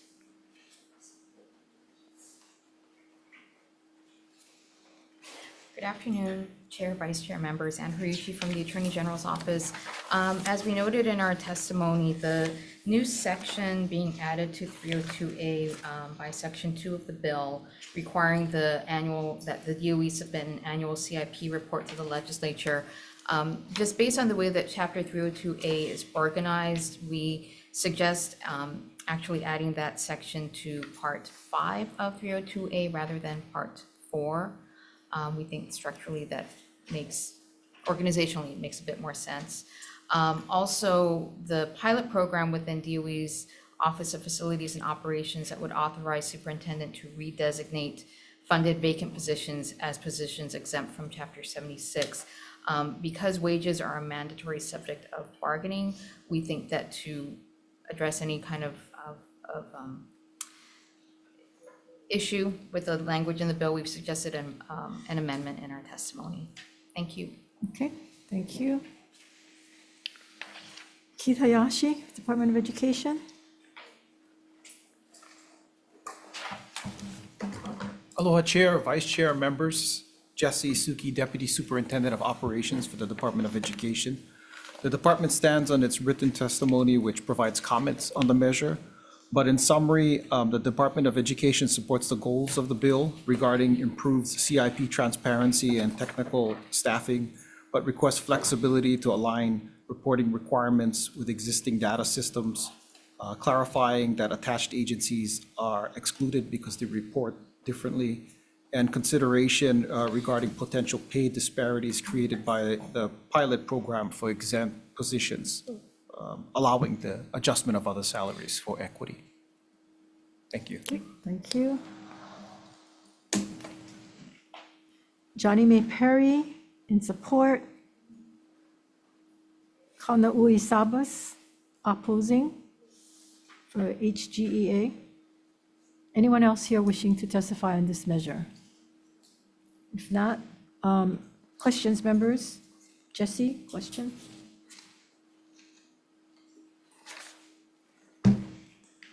Have you folks compiled the CIP as we asked? The request from your office? Yes. We did submit a compilation based on the template that was sent to us from your office based on what WAM committee had requested.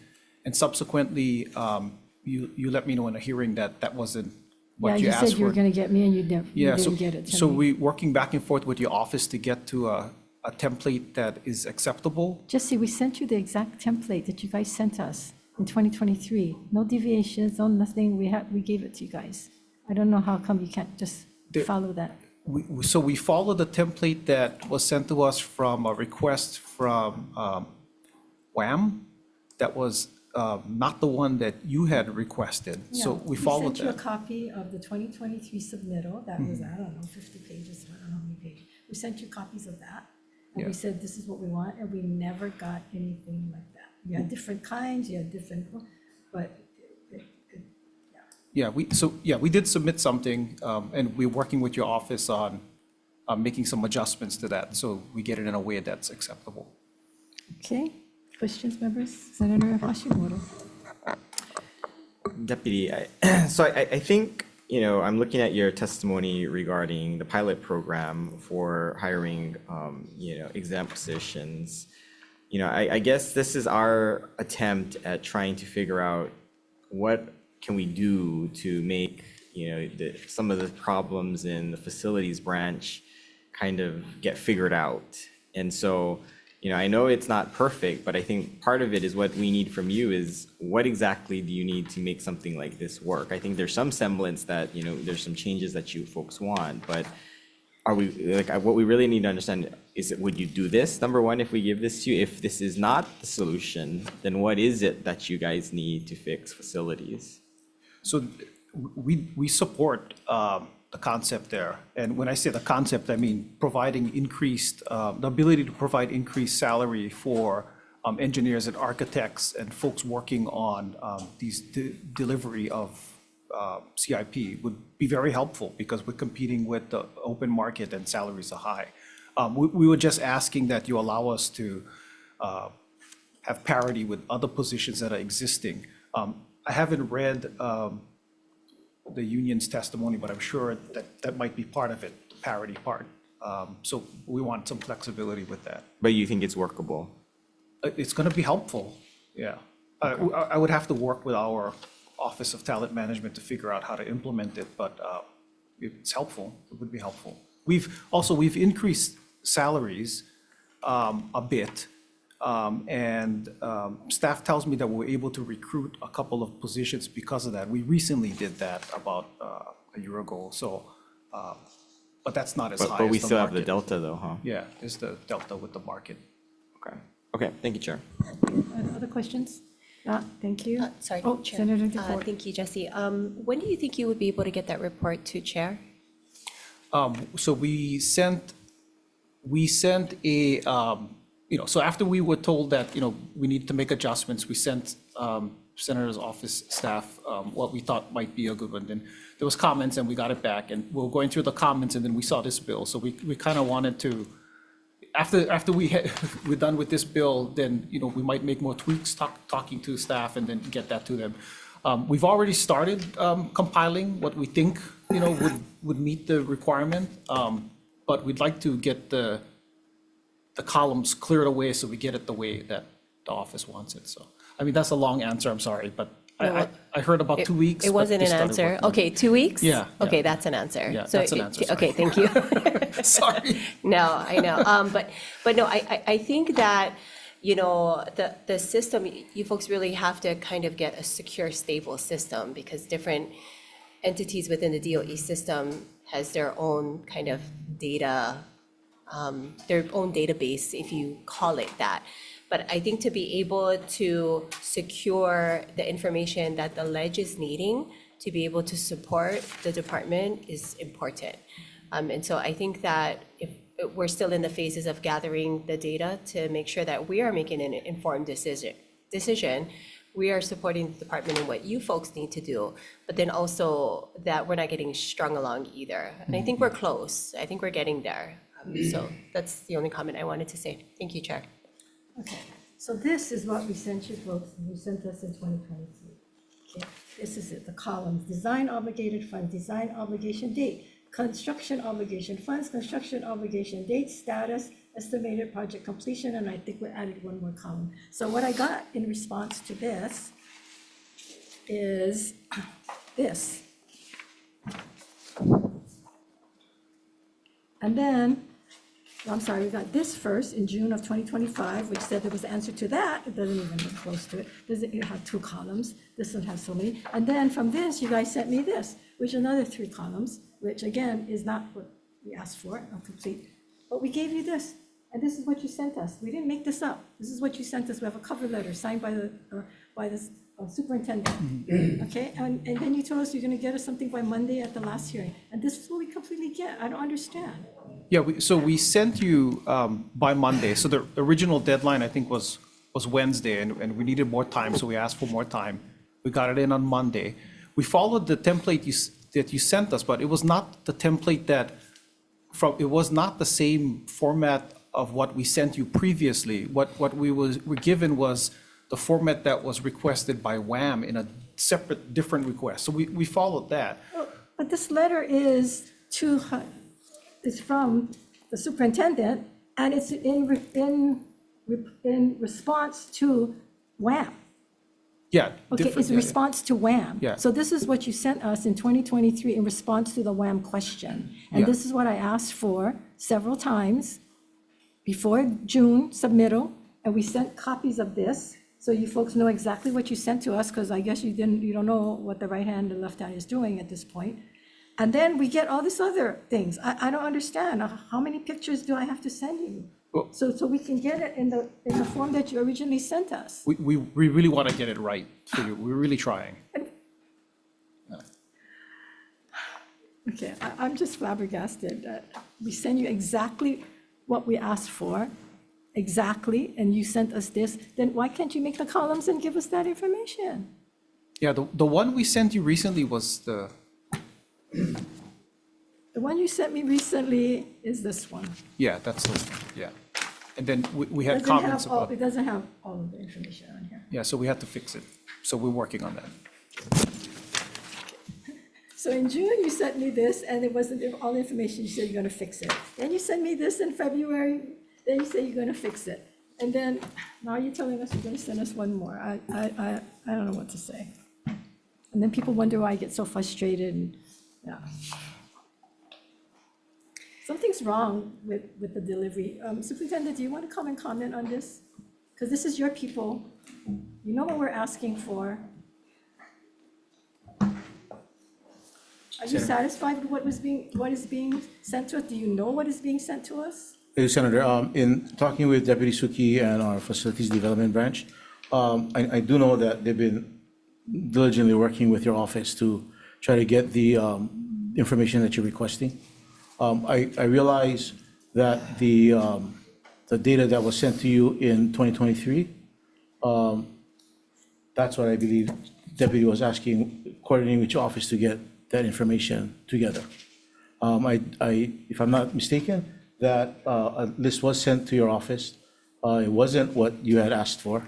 So that's what we're working on, trying to get right. Superintendent, I'm only asking for the form in which you sent us in 2023, okay? In 2023, as a request by WHAM from Senator De La Cruz, you sent this. This is your work product, not ours. And all I'm asking for is an update of this, an update. Okay, that's it. The one we recently sent is not the, I'm not asking for anything new. I'm not making up anything. I want an update of what you provided so we can compare to see what changes has been made, what projects are still working or not there. Just update this, that's all. Simple. okay. So just, How many times do we have to do this? so just for clarity, because really gonna want to get it right, you want it exactly like that, because the one that your office is working with us is different from that. But we can give you No, my that. understanding is we sent you a copy of this. Why would I ask for anything else? We sent this, and I think we wanted a final update, because it doesn't say, it says estimated project completion shortage, and it lists hundreds, thousands of dollars. But you don't tell us, is it finished, is it done? So we wanted one more column to say finished or done. But again, this is information that you provided. I want an update. I want to see if Akahi Elementary's roof is finished. It says here, construction, it says estimated project completion shortage, $43,000. What does that mean? Okay, you have projects on here that we don't know what the status is. And I want an update. All of these projects, we want an update. That's all we're asking for. I don't know how difficult, this is not rocket science. This is not even PhD level. This is 101. Follow the columns and give us the data. It's like fill in the blanks. With the additional columns, right, Senator? that With you have one shared? column One to say, additional column. but you should know, what is the status? Has these all been done? What happened? It was shortage, so where did that shortage money come from? Right? I mean, we want to know. Because some of this, is $1 million shortage. So I want to know that. What is that? Fern Elementary, $1 million? Hawai'i Elementary, multi-purpose building. We'll get that update to you, Senator. Thank you. Okay, any other? Chair. Senator Court. Yeah, and I'm not sure what the chair is looking at. I would also like to get a report of the CIP projects or funding that's available, because when I had originally asked for the CIP projects in my district that are pending, that funds are going to be lapsed, I got a report, and then I had a coach bring up some improvements on some funding for a baseball field out in Anakuli. That was not on the report that I was given, so I had to go dig, find out where the money is. There was an increase in funds, so that project is being put to the side. So it's like the more I ask, the more I get, the more questions I have. And so unless I'm actually identifying certain projects with you folks and saying, okay, what about this project? Okay, what about the baseball field? Okay, what about this building? Then it's like I'm not getting the entire report of where the funding for CIP is just in my community. I get a very general report, and that doesn't help me. As example, Papahana'o Kaiona, which the property is right now being purchased through DOE. If it wasn't for me hounding the department on where the process is at with that school and the purchase of this property. Now, this school is right now being housed temporarily in a KS facility. They have to break down and set up every single day. So if it wasn't for me hounding the department to find out where exactly this is, everybody was just waiting for the next person, but nobody was talking to each other, right? So this is why it's so important for us to get the data that we need so we can follow up to see where things are at. Is it at the AG's office? Is it with facilities? Where is this thing at? And I don't know unless I start asking questions. I can only imagine on a statewide level, the frustration that our chair is at, having to look at all of these reports where I'm just asking for the basic stuff. And again, I'm trusting the information you guys are giving me is accurate. And then I get asked questions, and then I find out that these projects are not on the reports you guys are giving me. So then I got to ask for more work. So, Senator, thank you. I just want to clarify for my own sake that the program that you had just referenced is the ALPS program, correct? That's how's that? It's not a school. It's ALPS, Correct. right? It's the ALPS program, and that I believe facilities is engaged with the landowner in securing that parcel. But we will get you an update on where we are with that parcel. We are working with I believe, with the Office of the Attorney General, working with the landowner to secure that. Yeah, so what I was saying was that it was sitting on somebody's desk until I started calling around to see whose desk it was. So to be fair, in the work that I am doing, had you guys had not pursued it, it would just still be sitting there. But right now, I don't need an update because I'm already making the contacts myself. So if I didn't step in and start pushing things and making sure it was moving forward, I got to talk to the seller, I got to talk to the Attorney General's office, I got to talk to DOE, I got to talk to all these different moving parts just to make sure that the funds are secure and we're able to get these students into their own facility. Right now, the school is maxed out. There is a desperate need for this program this has to happen. And so I cannot rely on you guys Yes. and wait for you guys to get back to me. I got to make the calls. Facilities has, as far as I know, Senator, facilities have been working diligently on that project throughout. There were some challenges that related to remediation and such, I believe, that our facilities office was going through in working with the landowner.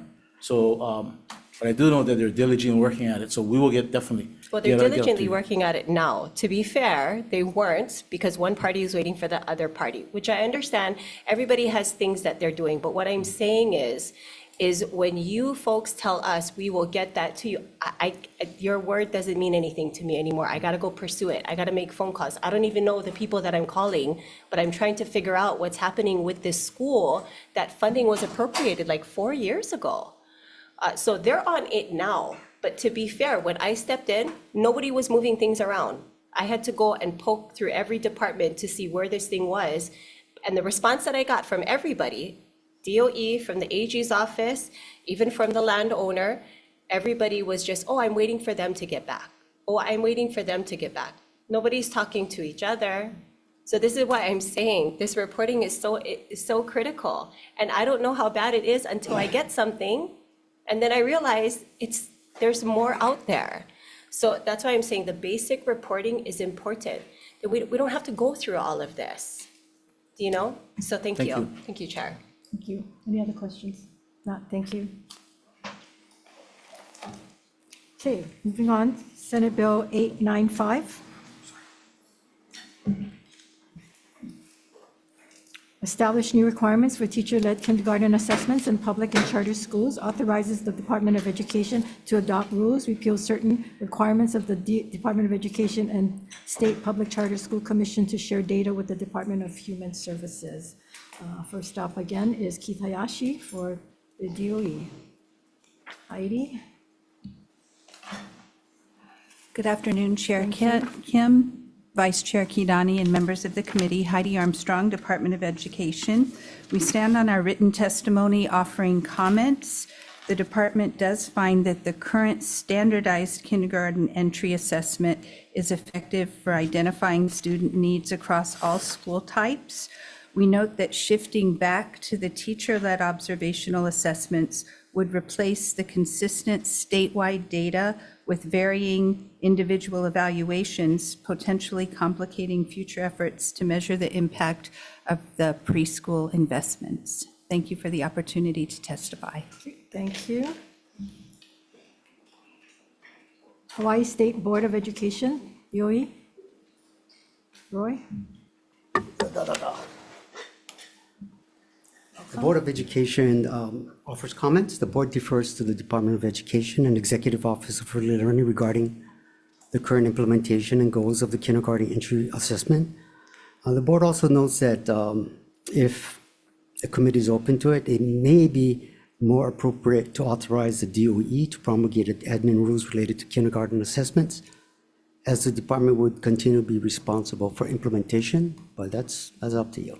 Okay. Appreciate that. Thank you. Yuko Arikawa-Kosk.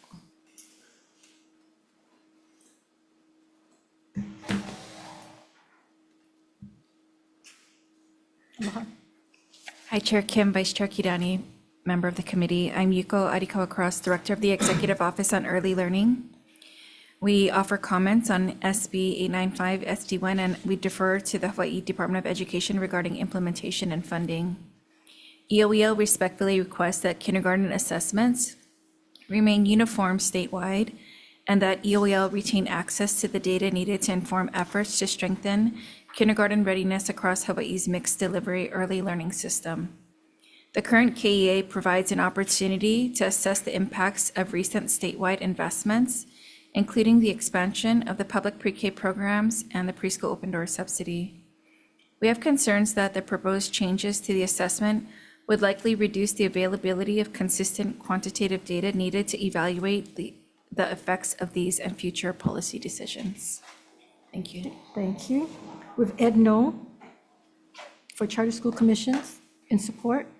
PK Kalakau Bardi, Teach for America in support. Not here. Okay. Ann Weber Yarbrough, Teach for America in support.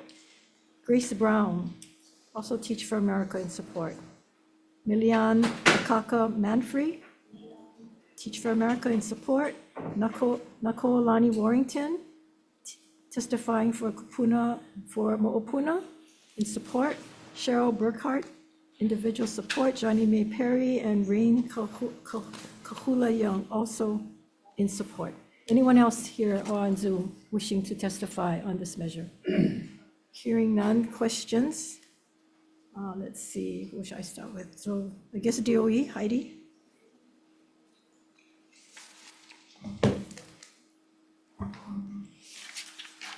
What is the cost for this standardized assessment? It's $15 per student with a grand total of $157,000 a year.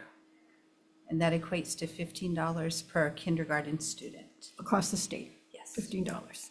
Okay, that includes our Hawaiian immersion students as well? No, that's the English medium. For the Ka'eo assessment, this first year, it's $31 per student because we had to pay for the creation of the assessment. And in the future, we won't be paying additional funding for that assessment. We'll own it. Okay. And then what did it cost us initially to get this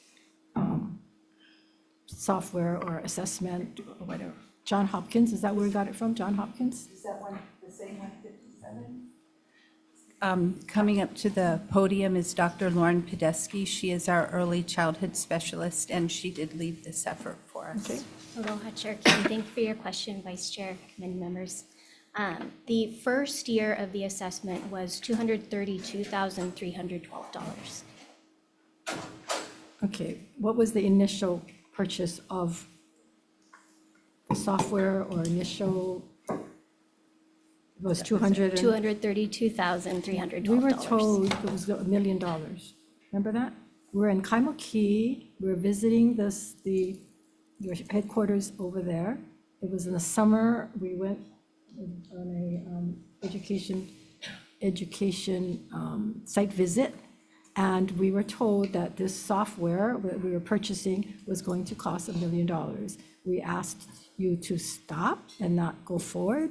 You said it was in the law. I said we would introduce a measure, and I did. I introduced the measure in January. It passed out of committee, and you continue to say that the cost was $1 million. So where did that $1 million come from? Now you're saying it only cost $232,000 in the first year. I'm asking initially to set up this whole program. What did it cost? $232,312. And That we is have, what we paid to we have John recurring Hopkins. funds, we still have to pay every year. And we're paying $157,000 because we're utilizing their services to aggregate the data. So what has been the total spent so far? That would be, I can do the math, 230. It's gonna be a little bit over 500,000 at the 5-year point. We're currently at year 4, and that has not yet been paid out. So 2, 3, 4. I'm doing math out loud. My So we don't apologies. have an annual assessment other than the $15 per child? That the 50, we do, it is an annual assessment of $15 per child, and that would be our annual cost of $157,000. Right, okay, Yes. but there's not like another rental agreement, whatever? No. Contract agreement, other That is all than inclusive. the assessment per child? No. Okay. So number of testifiers testifying, they're saying that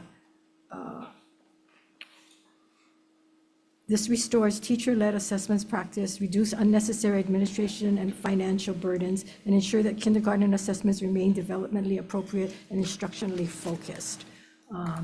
So that has been a number of the concerns that's been raised regarding the need to have a John Hopkins type of assessment versus the kindergarten teacher who really is best equipped to see each child, and because each child is very different, right? Correct, and our kindergarten teachers, before the law was enacted, the kindergarten teachers historically did on their own assess their children when they came into their classroom, and they did a great job. They assessed all different domains, they got the information they needed. The issue for the department from a broader educational viewpoint, because each teacher had their own assessment, the department was never able to answer the question, where are your kindergarten children when they come in? What are the needs? Now that we have preschool, the questions are preschools making a difference? Are we seeing it? Unless we have a standardized assessment, whatever that may be, we can't produce any statewide data. And that's the issue. Our kindergarten, you're right, our kindergarten teachers have always been adept and professional in assessing the students. But unless we have a standardized assessment, we can't look at our kindergartners from a statewide lens. So you assess the kindergarteners when they come in within a month. Is that correct? If I read that correctly? Yes. Yes. 1 month. So within a month, the teacher assesses it, and then what happens after that? So what happens after that is that the teachers are going to use that data to design specially designed instruction that those children might need. So for example, if they're assessing in those first couple weeks of school, they're observing one child has issues with fine motor, they're going to provide additional support for that child in fine motor. But they can do that without those. Oh, they definitely can. Okay. Yeah, we just couldn't Okay. collect that data, Right. yeah.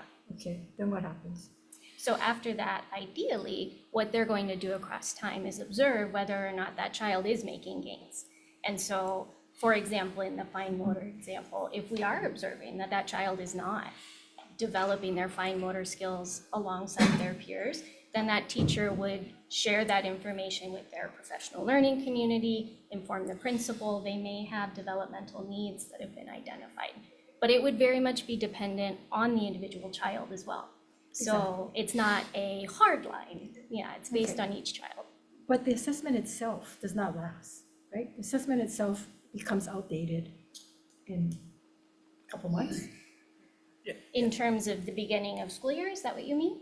Yeah, I mean, you assess, at that level of kindergarten, they change so fast, right? I mean, even within the 1 month, the 1 month of you assessing them, they change, right? So you have an assessment that shares with you, yes, they went to preschool, no, they didn't go to preschool, yes, they have some motor skills, yes, which the teacher could have assessed that anyway, and moved up. But then the assessment is done.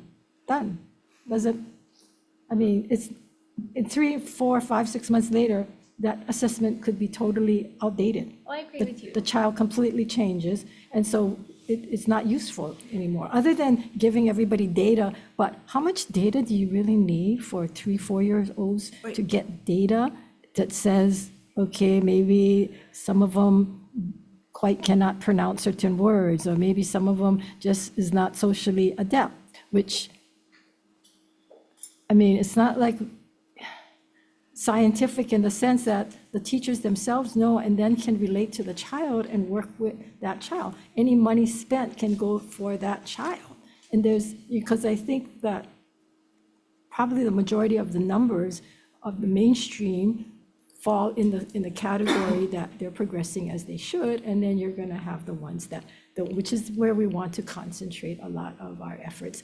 And no matter what you say, I don't necessarily know that the preschool itself is going to necessarily change that because they have the data, because again, it's subjective to each child, right? So because they have that, just because a child or 10 children from this class goes into kindergarten and therefore is assessed as having trouble, doesn't necessarily that they're going to get the same kind of 10 children next year that's going in preschool that's going to have the same problems. So, I mean, I just don't understand why the teachers in the classroom is not doing this.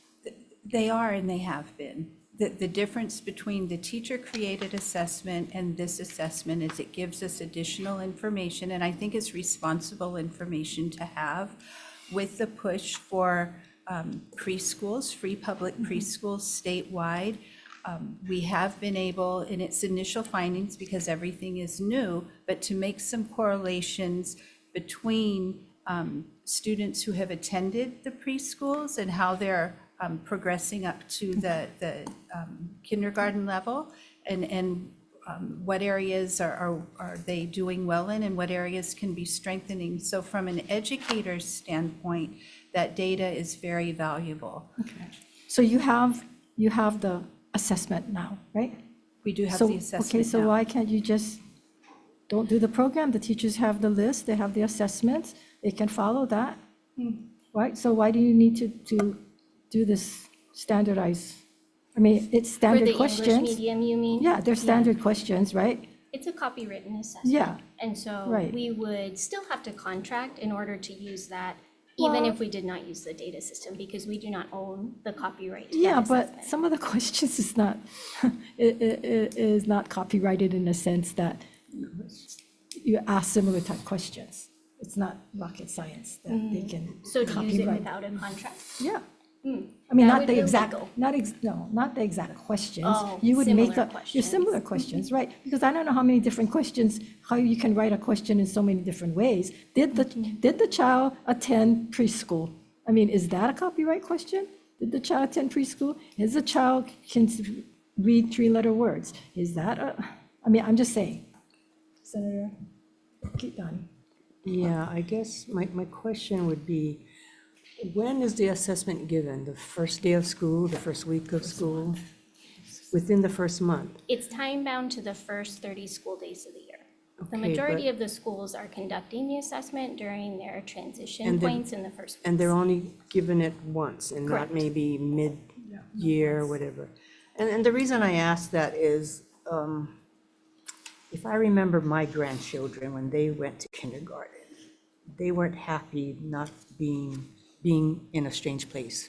And they kind of, I won't say misbehaved, but they weren't the best of students and they weren't their best selves. So I don't know that you're getting the true answers of what that child can give in the first few days of school or first few weeks. So if you give that test again towards the middle or sometime after the child has gotten adjusted to being away from home, would there be a difference, or have you guys, or do you have to pay again? No, we do need to, you're absolutely right, we do need to continually assess the students, and we have appropriate assessments, whether it be from the curricular assessments or the universal screening that will take place later in the year. The purpose of this kindergarten entry assessment, which most states do have a kindergarten entry, and from a teacher's viewpoint, it is very valuable information as the teacher sets up their classroom, as they plan on what they're doing, how they're going to group their kids, how they can provide the best instruction for the whole child of their incoming kindergartners. And I think we all know kindergarten is not an easy grade to teach, and it takes great skill. And part of that great skill and expertise is knowing your students.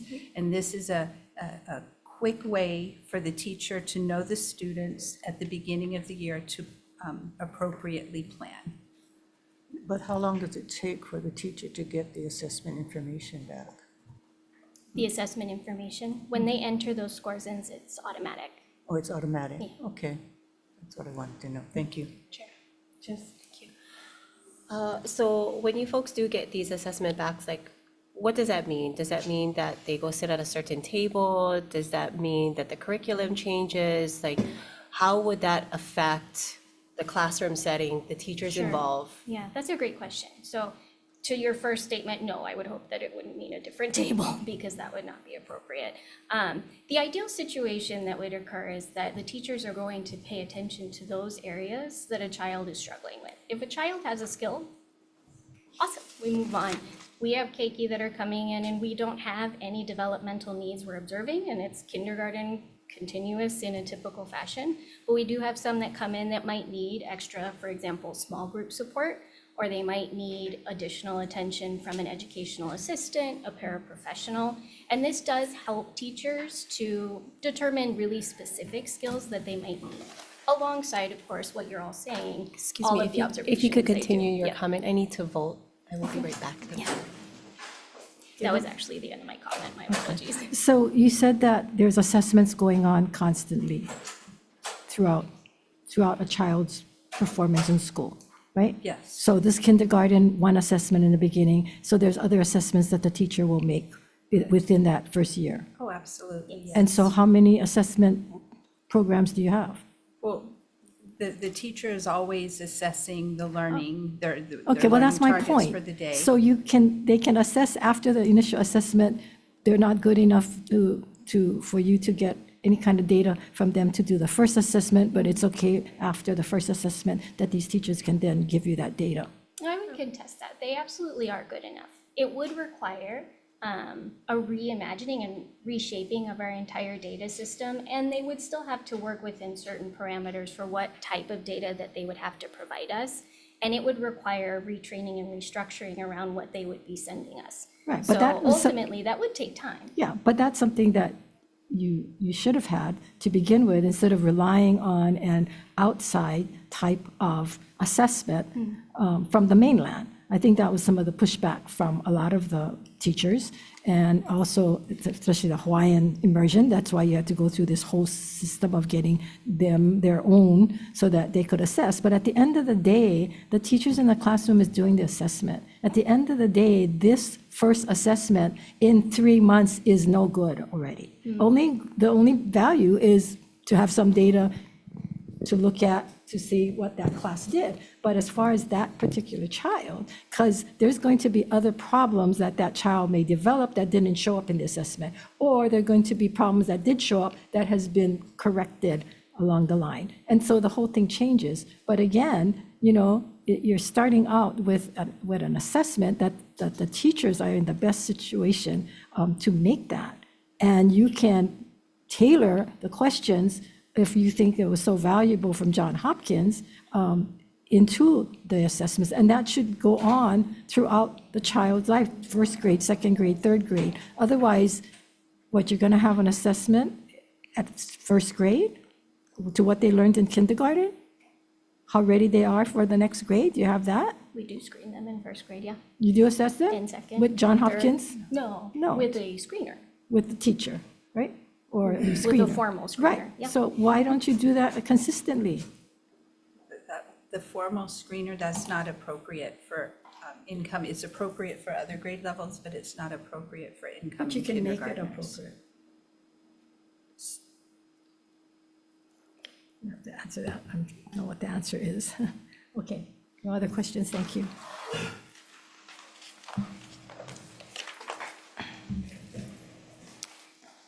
Okay.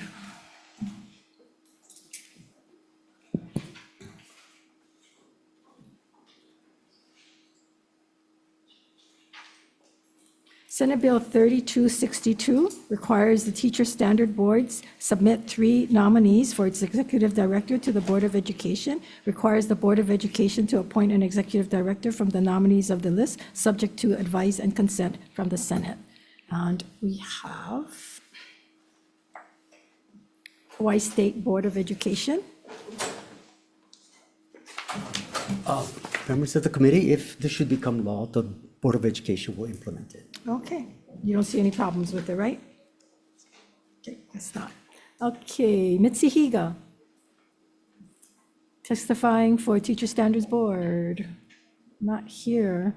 Okay, Osatui for Hawaii's Teachers Association, HSTA. Aloha, Chair, Vice Chair, Sarah Milianta-Laffin on behalf of OSATUI and HSTA. So the Hawaii Teacher Standards Board is an organization representing the interests of educators all across the islands. Therefore, HSTA believes that a robust oversight in the executive director selection process is essential for the future of our profession. So we know that HTSB plays a critical role in our educational ecosystem. That's why we're kind of all here. And it directly impacts all teachers statewide, as well as new educators entering or trying to enter the field. So the board's decisions on licensing and standards set the foundation for quality of instructions in our classroom. This measure ensures the executive director is thoroughly reviewed by the Hawaii State Senate through the advise and consent process. And we believe this additional layer of scrutiny is vital to ensure that the individual leading this influential body is properly suited to responsibility of the job. And we appreciate your support. Mahalo. Thank you. Okay, anyone else wishing to testify on this measure? If not, I don't know, any questions? You have any questions?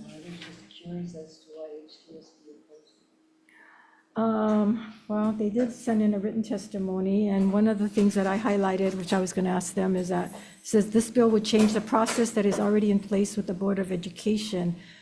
Well, literally, it does not change the process. It only adds on a level that instead of the Board of Education making the final determination, well, they would make the final determination, but then it comes to the Senate for confirmation.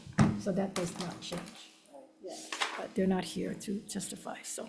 Okay, we will move on. Senate Bill 2548. requires the School Facilities Authority to establish geographically based capital improvement project districts for the localized management of deferred maintenance, transfers all deferred maintenance functions and funds and vacant facilities development branch positions from the Department of Education to the School Facilities Authority as intended and contemplated in Act 7-2 statutes of 2020. First person to testify is Ann Horiuchi from the AG's office. Welcome, you are? I'm Randall Watt. Randy? Yeah, good afternoon. Thank you. Chair Kim, Vice Chair Kidani, members of the committee. Randall Watt, Deputy Attorney General for the department. As outlined further in our written testimony, the department has comments on this bill. We note that Section 3C of the bill states that all appropriations, items of appropriation, and unexpended balances of funds, including any federal funds designated for deferred maintenance or facilities development within the DOE are transferred to this SFA. We note that this inclusion of or facilities development appears to not extend beyond the stated purpose of the bill on page 2. So if it is the intent of the legislature to include facilities development to either change purpose, or if it is not, to delete or remove or facilities development within that section. Additionally, the department notes that the term deferred maintenance is not defined in HRS Chapter 302A, and we recommend definition, perhaps following that in HRS Section 37-68. Thank you very much, and I'm available for questions. Thank you, Randall. Okay, Keith Hayashi, DOE.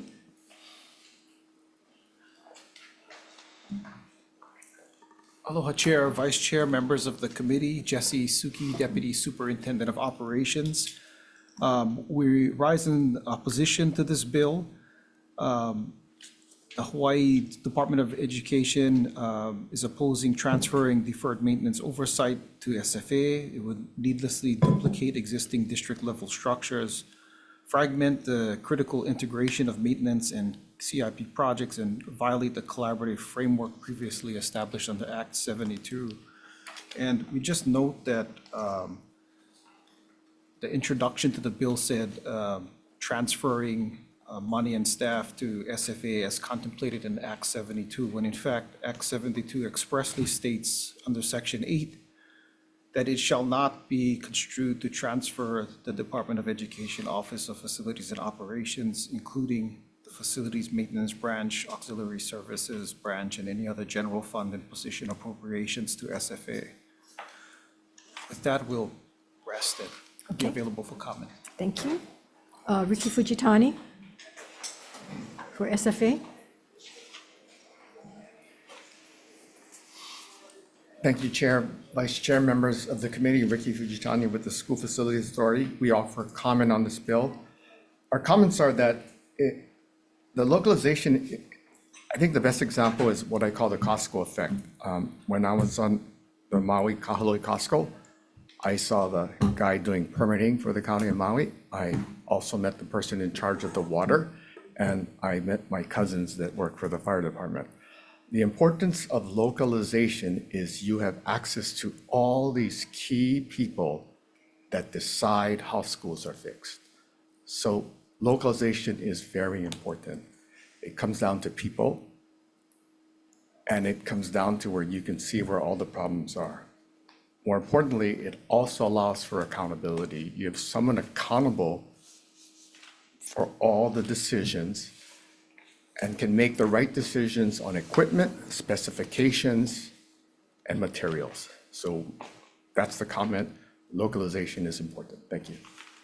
Okay, thank you. Joy Bolasan, comments? Malia Suchia in support. John May Perry in support. Kamaka Kaimuloa for UPW with comments. Anyone else wishing to testify on this measure? If not, members, questions? Okay, I guess I have some questions. Let's see. Ricky, why don't I start with you? So this measure is asking for literally the entire facilities portion of DOE to transfer that As that bill is written now, the group, when I was at the Department of Education that dealt with deferred maintenance was the BIPS group, and it's a very small group. It's really a group of about 8 positions. Those were the ones entrusted with the deferred maintenance section. So that's the group that's really needed if you were just to focus on deferred maintenance. The vast majority of Facilities Development Branch does a lot of other things. CIP line items, land issues, But isn't the standards. CIP portion more in line with SFA than the deferred maintenance?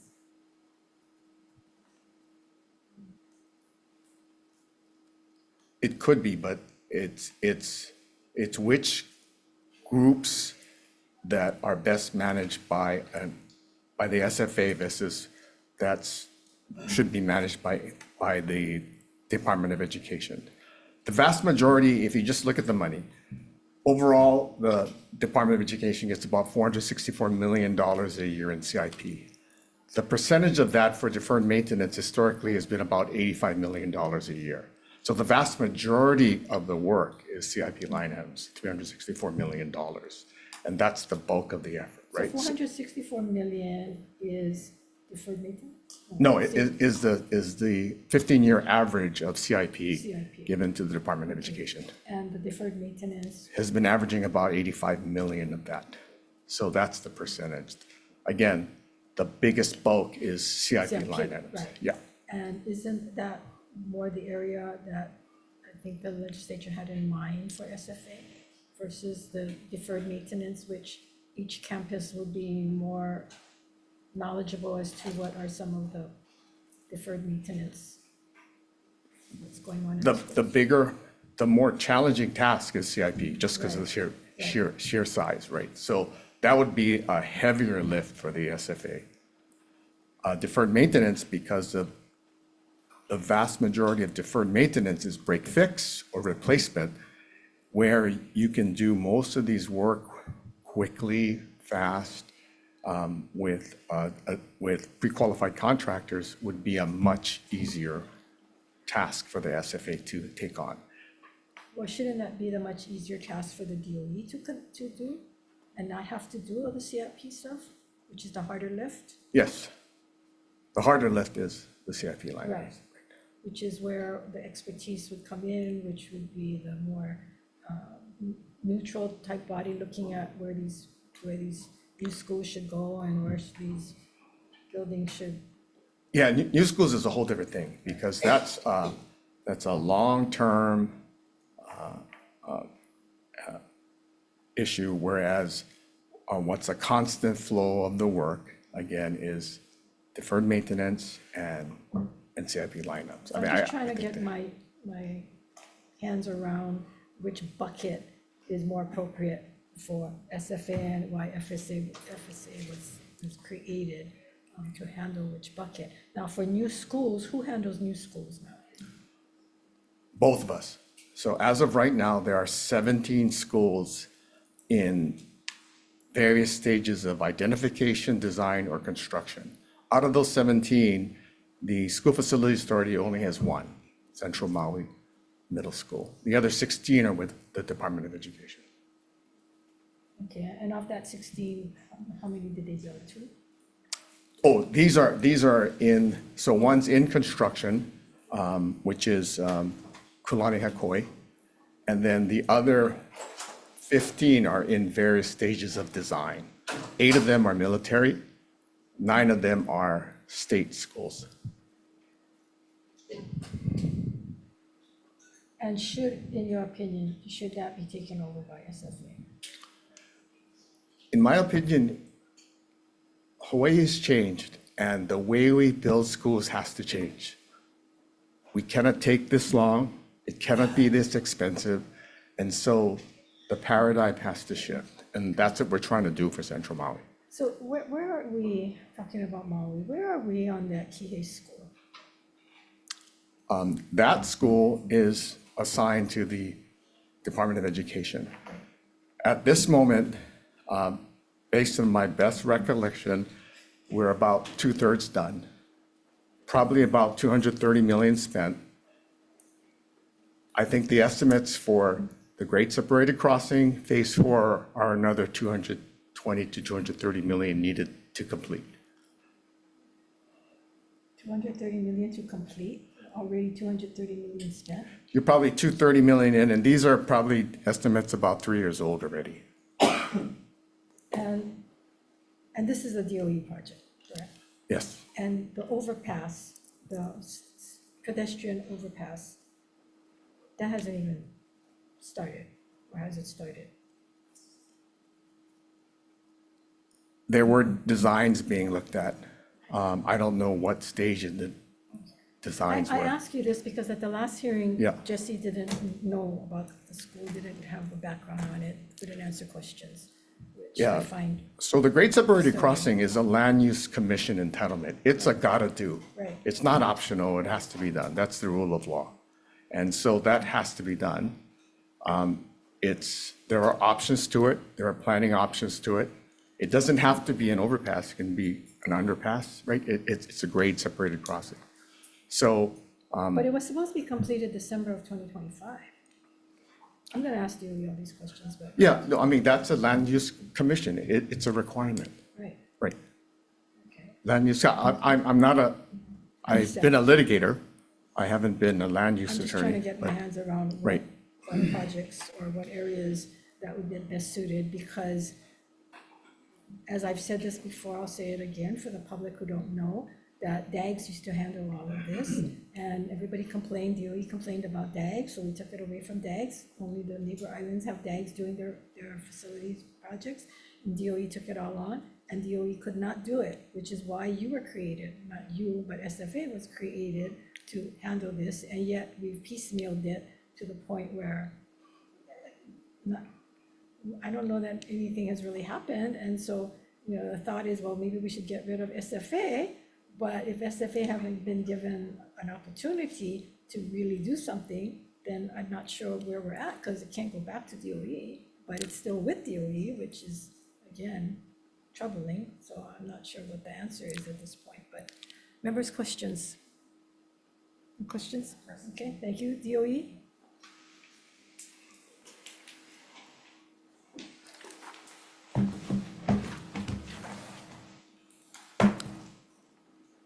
Hello, Chair, Vice Chair, Keith Hayashi and Jesse Suki, members of the committee, Department of Education. Thank you. So in your testimony, you are obviously opposed to any of this going over to SFA, is that correct? Yes.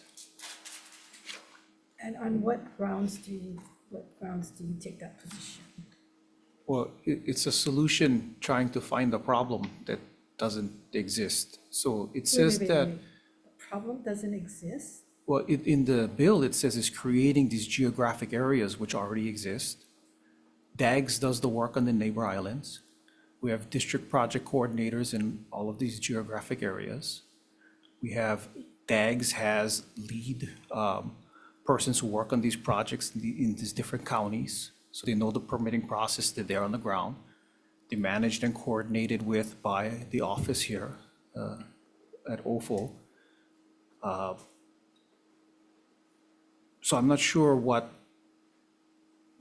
this is being proposed. If you pull the positions out of OFO now and the money, you're going to create a situation where there isn't a sort of unified approach to deferred maintenance and CIP, which kind of work hand in hand. We do appreciate having more money to hire positions so we can have more people in place to help move projects. But I don't think this is a solution to help make things more efficient. Okay, but then I think you're missing the point here. Why are we here? If everything was going fine and you were doing your folks' job and things were getting built and repaired, we wouldn't have this problem. So because it's not, people have to come up with these ideas to try and see what we can get done.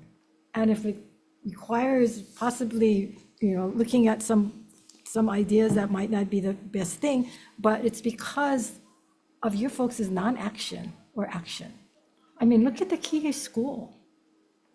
Well, that's not a deferred maintenance project. No, This but it's bill a is about CIP. deferred That's why maintenance, right? well, I'm trying to get a handle of whether or not deferred maintenance should stay with DOE and CIP should go to SFA or switch it around.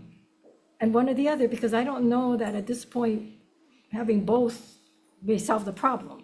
Because you folks cannot handle all of it. You cannot. You have not done that. Well, projects are actually moving in the pipeline. We just finished At phase what 1 of a pace? school, Mokapu. At what pace? Oh, Mokapu, you want to talk about Mokapu? You want to talk about all the reported problems on the campus and the headaches that's going on and the health issues? Let's not go there. Okay, because this is another issue that's not on this, but there's so many problems that's going on, and it seems like you're not acknowledging it. You folks are just saying everything's fine and well. No, not saying that it's fine and well. Projects take time. There's over 4,000 facilities into the DOE. There's a backlog that we recognize for deferred maintenance. We have a 6-year plan where we ask for $200 million a year for over the 4 years and $150 million in the last 2 to get our arms around repair and maintenance. We asked for preventative maintenance money that was taken out of the budget. We've asked for support to get these projects done, and it's a big list. It's difficult to manage, but we're working through it. More money is what we needed Jesse, you've been on the job how long?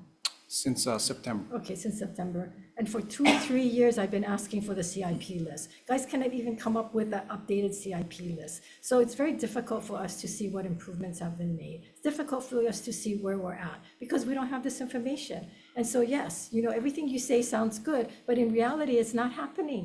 It's not happening.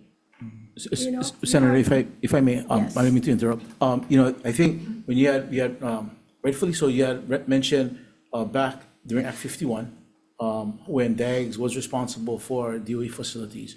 And through Act 51, I believe facilities, portions of DAGS came over to us. As you shared, the neighbor islands still, we work together with DAGS to address the needs on the neighbor islands. CIP, repair and maintenance, and auxiliary services came over to the Department of Education. During that period, in the transition, if I remember correctly, at that time, the department, we were churning out the work, and it was very successful in being able to expend the funds in a timely manner and to get the facilities both on deferred maintenance and the R&M as well as the CIP done. Between that time and when coming back from COVID, there were changes in processes, with changes in leadership and changes in processes within facilities. And the BIPs were mentioned, and the BIPs were working with different districts on Oahu, and I believe on the neighbor island, to help identify deferred maintenance areas of need. In that process of change, the BIP's positions at that time were eliminated. There were changes to how projects were determined and were identified and prioritized within the department.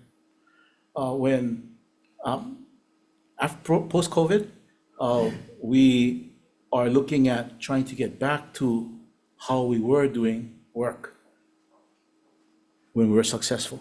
And so we really do appreciate the support from the legislature, because part of that process is to identify the lump sum areas of need. One of the biggest for us is deferred maintenance, as well as capacity and new schools and such, and deferred maintenance. The legislature has been very supportive in helping us to identify and fund those buckets, moving away from, and helping the department identify and prioritize those areas of need for schools, and moving away from the line items. And so that process is taking time for us to get back to how we were doing business and how we were successful. And we appreciate the legislature's understanding in that. we do need to get things going faster, but we are trying the best that we can. So when was the successful period again? I believe it was, if I remember correctly, and I'm only going off of memory, and for me, I was a VP and a principal at that time. That was when I believe Randy Moore was assistant superintendent back with when Pat Hamamoto was. And what was this? That was very early. Yes. Early what? I believe 2004 maybe. I think it was Act 51, if I'm not mistaken. Okay, but they had different leadership. And that's the key, the leadership Right. was very different. Pat Hamamoto's leadership was very different. And Yes. when did SFA get instituted? The act was passed in 2020. 2020. Okay, 2020. Okay, so you're saying that, We are trying to get back so to. when did the legislature take it away from DAGS and give it to DOE? I believe it was during Act 51. Okay, what was the date of that? I don't know the exact date, but I believe it's around 2004 with Act 51, if I'm not mistaken. Okay, so 2004. I So- believe. So you says everything were going well, but then why did the legislature, and I wasn't part of that. I mean, I was at the legislature, but I don't recall why SFA, I wasn't on education committees, why SFA was created. And my understanding is FSA was created because DOE was not doing a good job. And- DOE was not handling it.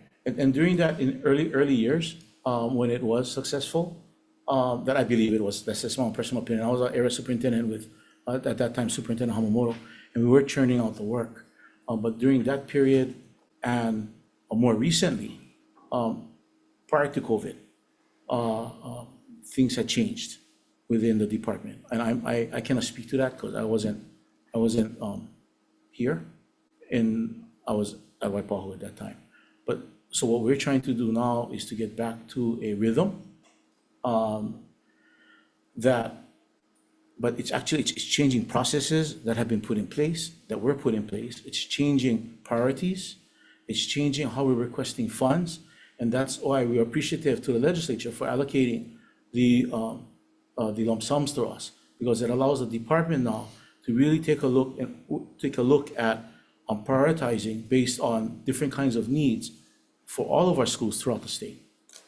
But you're looking at a different time. So if you We want to are. go back to what it was, it's not going to be the way it was because we're in a different situation. We have different leadership. And I think that's the key problem. We're having issues with getting information and getting things done. So, you folks were given the 12 schools or whatever, we built only 2 over the years. I mean, look how long this Maui school has been there.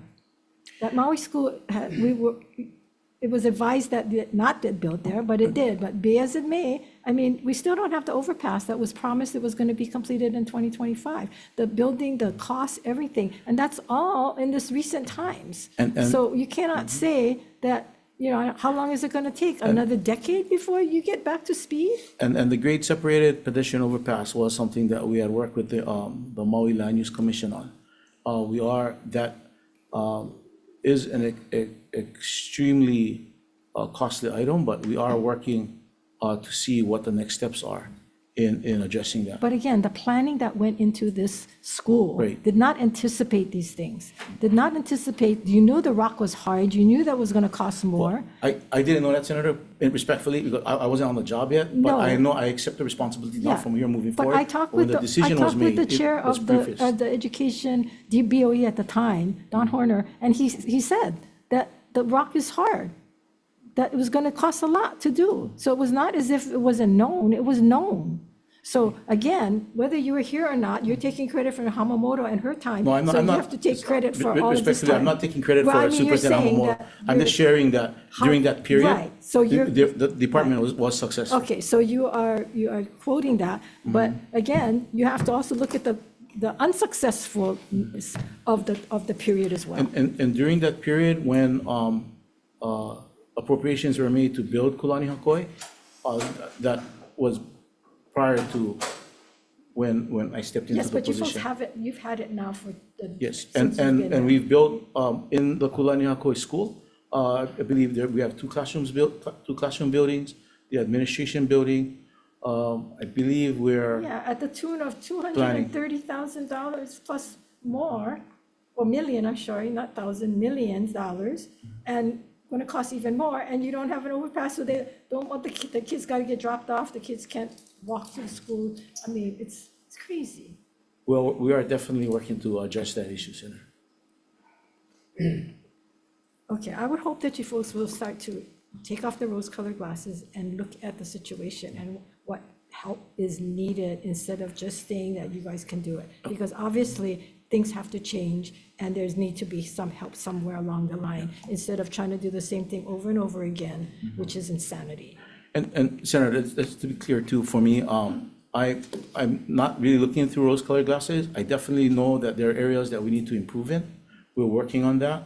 And we appreciate the legislature's support in helping us to move in that direction. But we're definitely committed both in CIP and in deferred maintenance as we shift into this process to be able to address the needs of our schools in our school facilities. But Superintendent, I hope you're just not looking at these individual projects like silos. All of your decisions, all of the things that you folks are doing points to that things are not working. Okay, so this is a big picture. It's not just the CIP. It's not just facilities. It's a lot of stuff. I'm not going to go into it because you know what they are. Because I have articulated this time and time again, whether it's with you personally, one-on-one, or whether in this committee. And so it's troubling that there's obviously problems, and that's why you're here. We don't just these bills just don't happen overnight. These bills come about because legislators hear from their constituents. They hear from their schools. They hear from the community. They hear all of this, and there's concerns being raised, and these concerns are being told to you folks. And when nothing happens, you see bills get introduced, and that's what happens. So it's sending you this message that you need to start to look at and see what is it that we're not doing. What is it we need to do better? Senator DeCourt. Yeah. Thank you. So what is the threshold? Like, how many more billions of dollars do we have to go in unspent CIP funds and obligated funds before you guys actually acknowledge that you just cannot do the job? Billions now, billions of dollars. And we're sitting here today and you are still trying to convince us that you guys can do the job. So what is an acceptable amount? When are you guys going to say, you know what, we just can't do the job? Is it 5 billion? Is it 10 billion? What is it going to be? My classrooms are continuing to be heated. You guys plexiglassed the classrooms because you put ACs. ACs are broken out, kids are sweating. A buildings are leaking. Gym has structural damage. Kids are getting electrocuted at the water fountain. The band room has termite damage. I mean, when are you guys going to accept that you guys just cannot do the job? We're over here trying to pass a bill, trying to help you guys out, taking more off your plate. So I don't know if it is that you don't want this bill to happen because you don't want your guys' position to be at risk or in threat, but something is just not clicking here. And we cannot keep waiting for you guys to hopefully one day you guys can do the job when we're asking for basic reports. So you should be thanking us for this bill, taking more off your plate so you guys can focus on whatever it is you guys feel that you need to focus on.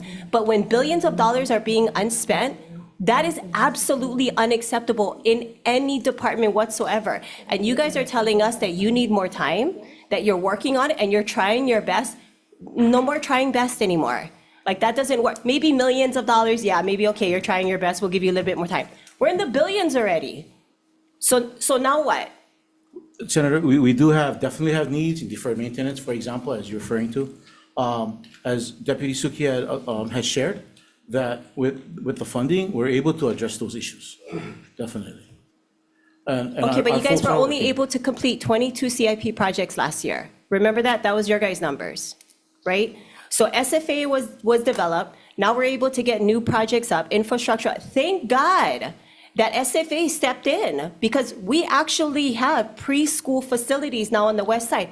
I have no confidence in DOE that would have happened if that was still under you. I can only imagine that on the outer islands, now that DAGs have taken control over it, that they've had more progress. But when are you guys going to accept the fact that you guys just cannot do the job? So SFA respectfully worked and is dealing with classroom renovations. Yeah, they have one project going on with Central Maui. We do have very good working relationships with DAGs. Okay, wait, in are you terms trying of to working- water down No, I'm not. SFA's No, projects? I'm not. Because I'm just trying to get ACs in my classroom over I'm here, and just you guys cannot sharing- even do I'm that. just sharing what it is. Senator, and we do have a prioritized list, for the air conditioning and for the roads and the other projects that you mentioned. We definitely can get back to you. I don't have the information with me now, but we have been definitely working on that. There is a prioritized list, and as I shared, with the funding, we will get that done. Jesse, you have anything else you want to add? I would just echo that we're talking about different things, CIP, repair maintenance, the AC project. For deferred maintenance, which this bill talks about, there is a 6-year plan. It identifies all the deferred maintenance projects, and it is over 6 years, and every year that's updated, all the agencies who have that kind of repair maintenance do it. So it's 200 million a year for the first 4, and then 150 and 150. And that's the 6-year plan for wrapping our arms around repair and maintenance. And there's always gonna be repair and maintenance issues, because termites are always gonna find the next stage to chew up. That's an issue we're working on. Okay, and I hear what you're saying, Yeah. Jesse, but what I'm trying to say is this priority list that you're talking about can change at any moment. That list means nothing to me, because at any moment, can there be a new priority that bumps mine off the list? So that doesn't work for me. Like, the fact that things are not getting done, I can only go based on what I am seeing. And at this point, with billions of dollars of unspent taxpayer money, that's unacceptable. That is absolutely unacceptable. And so for you folks not to at least intend to work with us to help take off your plate, we are trying to help you. We are trying to make sure that our kids and our students and our teachers and our admin and our faculty, they get the best infrastructure, at least decent. We're just going for moderate right now. We're not even shooting for the stars. We're just basics right now. And at that point, that's a struggle. And so when we introduce a bill that can actually help, because we're the ones talking to the parents, I'm sure you guys are too, but we're talking to the parents. So when we try to push legislation to help, if it's not your way, then it doesn't seem to work for you guys. So it seems like you guys are not open to outside input if in any way it affects your guys' structure.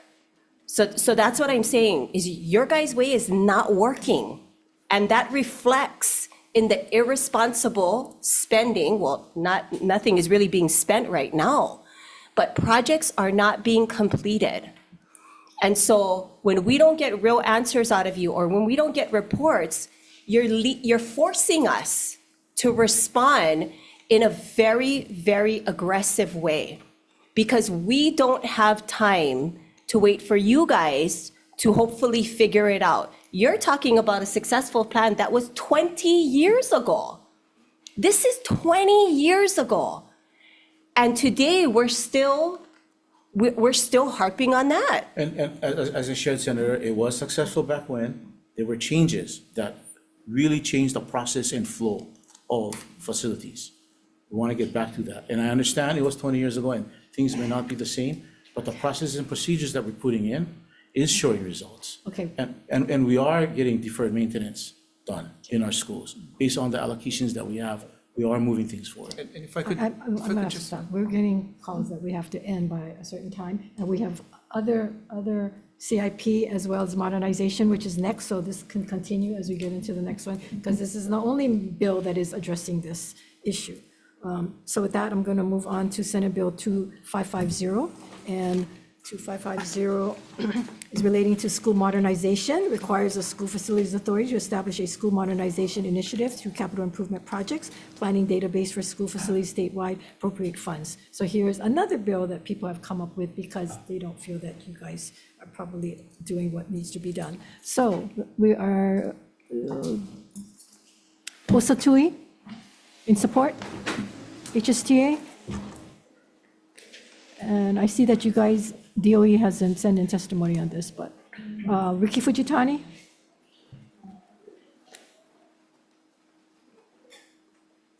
Thank you, Chair. Yeah, we support this bill. The key is that the legislature needs data and information to make data-informed decisions, and that does not exist. What this bill does is seeks to create a database, a methodology that gives you the information to properly use and deploy valuable CIP money. Industry standard terms such as asset inventory, facility condition index, enrollment to capacity ratio, all of that should be common knowledge to legislatures so they can make these informed decisions. More importantly, project identification should follow industry standards like the Uniform Act Code for classification so you can see where the money is being spent. That's what has to be built. Until then, you're deploying an average of $400 million a year without valuable information to make strategic decisions on schools. Thank you. Okay, thank you. Joy Bolosan, comments. Malia Suchia, support. Johnny May Perry, and support. DOE, you're not testifying on this measure? Okay, I don't see you on here, but please come up. Aloha Chair, Vice Chair, Jesse Suki, Deputy Superintendent of Operations, testifying on behalf of the Department of Education. We have comments about this bill. We did submit testimony, but maybe it didn't get over. Yeah, I don't have it on. Apologize. But we believe that what is being proposed to duplicate existing work and create operational overlap with the department. School facilities represent a multi-billion-dollar public asset, and many of the buildings are decades old. We do have data that we have in certain IT, including our asset inventory, which is managed through a Maximal system. Our facilities condition index, which is HiFit, which was from 2020 to 2030 and is scheduled for updates. We have enrollment data. We have project classifications, which are managed through prioritization. Every district, every school has a priority list, and they have an opportunity to look at that and coordinate on that with the department before we make our budget requests annually. So we do have systems that we use to determine priorities and spending. And in one of the reports we recently sent, we have about, $611 million churning in projects that are, working in contracts in different phases. We'll Okay, rest. sit right there. Yeah. Anyone else wishing to testify on this measure? Okay, hearing none. So you have a school modernization initiative through your capital improvement project plan. Modernization? Yeah, modernization plan. Because this is the name of the bill, relating to school modernization. Yeah. Requires school facilities authority to establish a school modernization. You said you folks already have this. No, we don't have a modernization. Okay, what do you have? We have the processes in place that we use to make decisions about CIP and deferred Okay. maintenance. Yeah. But what about how do we modernize our schools? It really depends on what is meant by modernization and how you define it. Well, how is the DOE defining it? Well, a lot of the discussions we've been having with SFA about, for example, Central Middle School on Maui, is there's modernization elements using different materials, different strategies, but at the end of the day, it's not about modernization, it's about building less. So, you get less school to save money because the cost of construction and development, the permitting, it doesn't go away just because you move it from one agency to another. You still face the same challenges. Yes, but if you're not going to have a modernization plan, how do we move forward on these schools? How do we move forward on the classrooms? Yes, maybe less, but how do we manage what we have and modernize it? Yeah, so one example of... No, I want to know what your plan is on how we modernize our schools. Thanks, Senator. When we look at the term modernization, I think there's different aspects to it. On a facility modernization, does a facility have the adequate space for student learning? If we're looking at middle schools, for example, do they have space where students can collaborate? Is there room for being able to be nimble in terms of the different kinds All of those things, right. CTE and So what's such. your- Yeah. So what's your plan? Where's your plan? Do you have a plan? So we do have our educational specs that facilities has worked on. I think when we look at, we had alluded to it earlier, on Mokapu Elementary, when I go and I visit that site, and I know we were working with the contractor to address the issue that you had brought up, that you had shared, that's been done, especially on a new facility. When we look at the modernization of the site at Mokapu, as I walk through, there's large areas in the classroom for students to be able to work and to do things like project-based learning and such. There's room outside of the classroom for classes to get together. There's areas like a Right, but that's one school. theater. So where is the Right. plan from DOE as how do we modernize our school, not just in a new school, but in our old schools? Simple things like having desks and chairs that can move around with wheels so they can go into a circle or go into a U or look at each other. You know, certain kinds of modernization things. Where is your plan for that?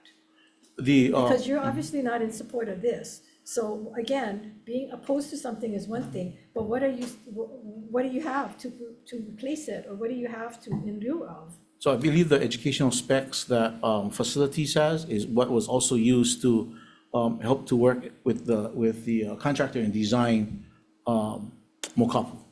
In reference to furniture in the classroom, that right now is it's up to schools to determine if they do want to purchase movable furnitures or different kinds of desks that can be reoriented into small group instruction and group learning. Schools take the responsibility for But that right now. shouldn't DOE be having some kind of overall plan and propose to the schools? Because that's what you should be doing, and then have vendors available for them to make it easy to say, these are some of the materials and these are some of the tools that is out there. Senator, so when we look at like middle level education, for example, we are partnering with the Association of Middle Level Ed, which all of our middle schools are a part of, and going back to what are the important concepts when we work with middle level students, like you had shared, being able to collaborate, right? Perhaps furniture that can be reoriented into the classroom. Those kinds of things. So all of our middle schools are on that. When we look at the high schools, in addition to the core areas, our CTE programs across all of our high schools are areas that we look on in connection with workforce development. And how do we provide opportunities in the classroom so that we can connect to workforce? At the elementary level, we have the general learner outcomes, which focus on students being self-directed, using technology. There are different areas that we work on with elementary students, you know, and how do we help promote a love for learning? Our CLSD, our CLSD grant, for example, is one area on best practices for the science of reading and such. Let me answer this question. Questions, members? Questions? Okay, thank you. SFA, real quick. So what prompted this? Why do you think this is important? And why is should DOE be doing it or you be doing it? Well, someone has to do it. This is a similar bill that was introduced last year. Normally, all these kinds of plans are part of a bond issue that requires this incredible discipline to justify $464 million a year in CIP spend. Otherwise, the property tax holders in bond issue won't approve it. You need a similar kind of discipline plan that justifies this kind of spend every year, and that's what's absent. Without the data, without that information, you cannot make strategic decisions on school investments. So what does this look like? What does this discipline plan look like? So, because I just asked DOE for a plan, they said they have this, they have that. What does it look like? Like a good example is, right, you built a new building at Ha'aheo Elementary on the Big Island. You've actually moved the entire school to another school for several years while you're building that other school.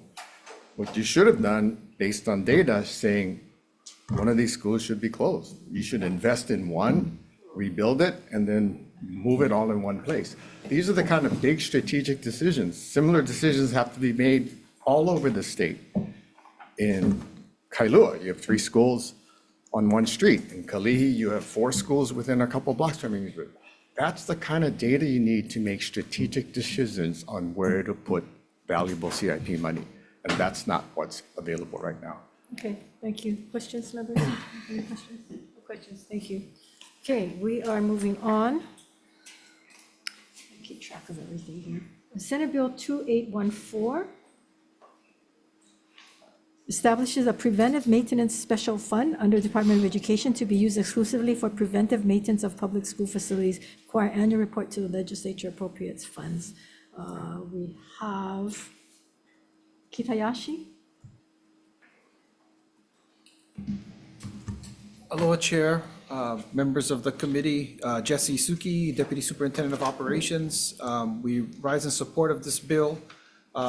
Essentially, preventative maintenance funding will bridge the gap left by bond funding restrictions, enabling us to cost-effectively and proactively maintain our facilities. Okay, And we rest. Thank you. Just sit there because it's only one other person signed up.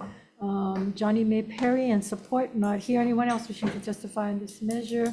No one else? Okay, so question, I'm confused on this measure. So don't we already give you a preventive maintenance or not CIP, but the RIM kind of proposals? So preventative maintenance is different from repair and maintenance, Repair and deferred maintenance. maintenance. So it's different. It's things you fix before, they end up on your deferred maintenance list. So it's operating money. We requested 75 million in the last budget cycle. Some of it was struck out. And 30 million was in this budget cycle, moved from there to CIP. We're able to spend 11 million of that because the rest was restricted. So we never really got the full benefit of the appropriation. Okay, so deferred maintenance happens when something goes wrong and you need to fix it. So, Something so deteriorates. preventative maintenance is like, things on a schedule for fixing. And But if- deferred maintenance is after it breaks down. Yeah, exactly, yeah. I guess in my mind, it's the same thing. I mean, so I'm kind of like, why we have to have 2 buckets? Because you want to, in order to have deferred maintenance, you want to defer the maintenance, because then if you do a preventive maintenance, you won't have that maintenance, right? I mean, Well, we like to keep the buildings nice for the students and, yeah. So preventative maintenance prevents it from getting to a point where, it's so bad that we have to set it up as a CIP, right? okay, I'm just not sure how you folks will divide it up and determine what bucket it comes from at that point. Okay, questions? Questions, Senator Hashimoto? Okay, so what I'm reading in your testimony is that there is a DNF memo, right? Right. That prohibits the use of tax-exempt general obligation funds for routine maintenance expenditures, which makes capital improvement project money unsuitable for this purpose. Did you know that we don't float tax-exempt geo bonds at this point? Yeah, but I mean, so if it's not tax exempt, there's more flexibility, so, yes. Right. Yeah. So I guess, this aside, I think we've had the conversation of, have you had discussions to figure out how you're gonna fund things like deferred maintenance, preventative maintenance? I think you guys have been essentially saying that we don't have the cash, right? The governor restricted you, but my question has been, why haven't you had discussions to see what can we use, bond funding for? Right? And so I think you guys said you have not. So I took the liberty, because they were in my office anyway, of talking with the budget and finance director, and they said it's possible, right? And so, but nobody from the DOE has talked to them about using, this kind of funds to do deferred or, maintenance or preventative maintenance. So I just want you guys to know that you guys are not exhausting all of the options, right? And I think that's why I think we have these pieces of legislation. But, I think if we're going to be serious about this kind of maintenance problem or preventative maintenance, I think you guys got to exhaust everything that you have at in the toolbox, and I don't think you are. So I think, you guys should explore that, because I think you cannot just stop doing this kind of maintenance. And if there's another strategy, we need to understand, and you need to go work that out and need to figure out what can be bonded in short-term bonds versus just saying no can, right? And so I think these past couple of pieces of legislation, it's all targeted at facilities, right? And I think hopefully the message is to the DOE, and I think we've had these conversations. I had it with the superintendent, I had it with yourself, that we're ultra focused on fixing facilities. And I hope you understand what the mandate is coming out of this legislative session, right? We don't want to do these pieces of legislation, but absent of the leadership and the planning, I think this is what we're going to have to end up doing. We don't like to micromanage, but I think we need to see some incremental progress. And I think I have to give you credit. I've been talking with some of the people on the ground, and at least they're saying that they have been having more meetings on facilities. So I think that is a good development. So they understand at least how to report some of these projects and getting updates on projects. So at least that's a step in the right direction. But then I think the system really needs to be figured out on where we're going to go, looking at what is the quickest method, who is the best entity to do this, right? I think what bothered me is, right, in the other bill, essentially it was kind of saying that it's not only organizational structure, it's the funding, but I get it. It's like, if you're not going to look at deeply about the organizational structure, right, the funding's not going to help you, because we've already given you the funding, and obviously there's a lot of projects that we can't just get done. So hopefully you kind of take this, the takeaway is, we got to focus on this kind of thing. And I know you're supportive of this kind of this particular piece of legislation, but I think the chair has strategically placed all the facilities bills all in order. But I hope you understand where we're trying to go with all this. So thank you, Chair. I do, and I agree. Thank you, Senator. Any other questions? Thank you. We are moving on to 2605. This requires Department of Education to make available all public school outdoor facilities, grounds on Saturdays and Sundays for public and community use without the need for any license, permit, or deposit fees under certain conditions. AG?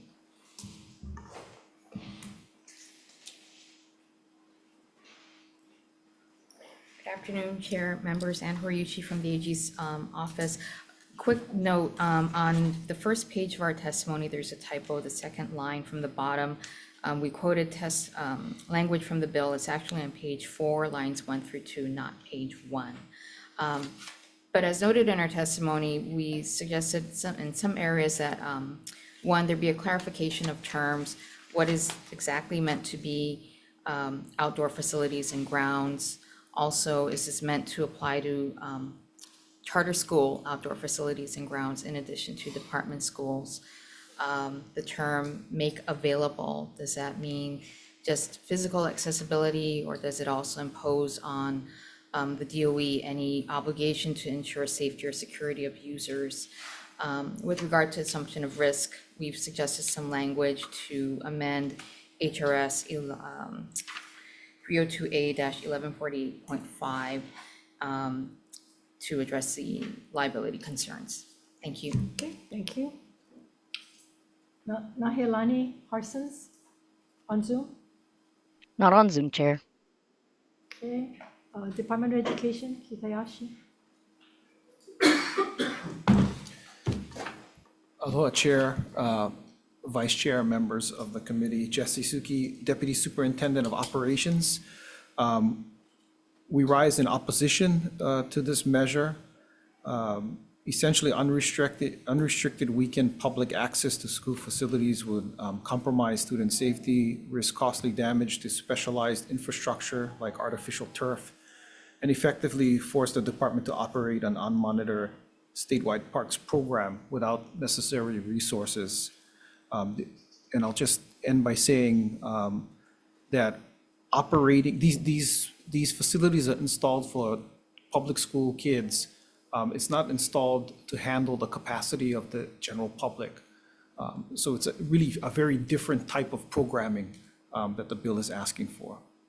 And we'll hear for comments. Thank you. Thank you. Department of Health. Anybody? Chair, so my apologies. Aloha Chair, Vice Chair, members of the committee, Justin Manita with Department of Health. We stand on our written testimony offering comments. Mahalo. Can you give us a summary of the comments, please?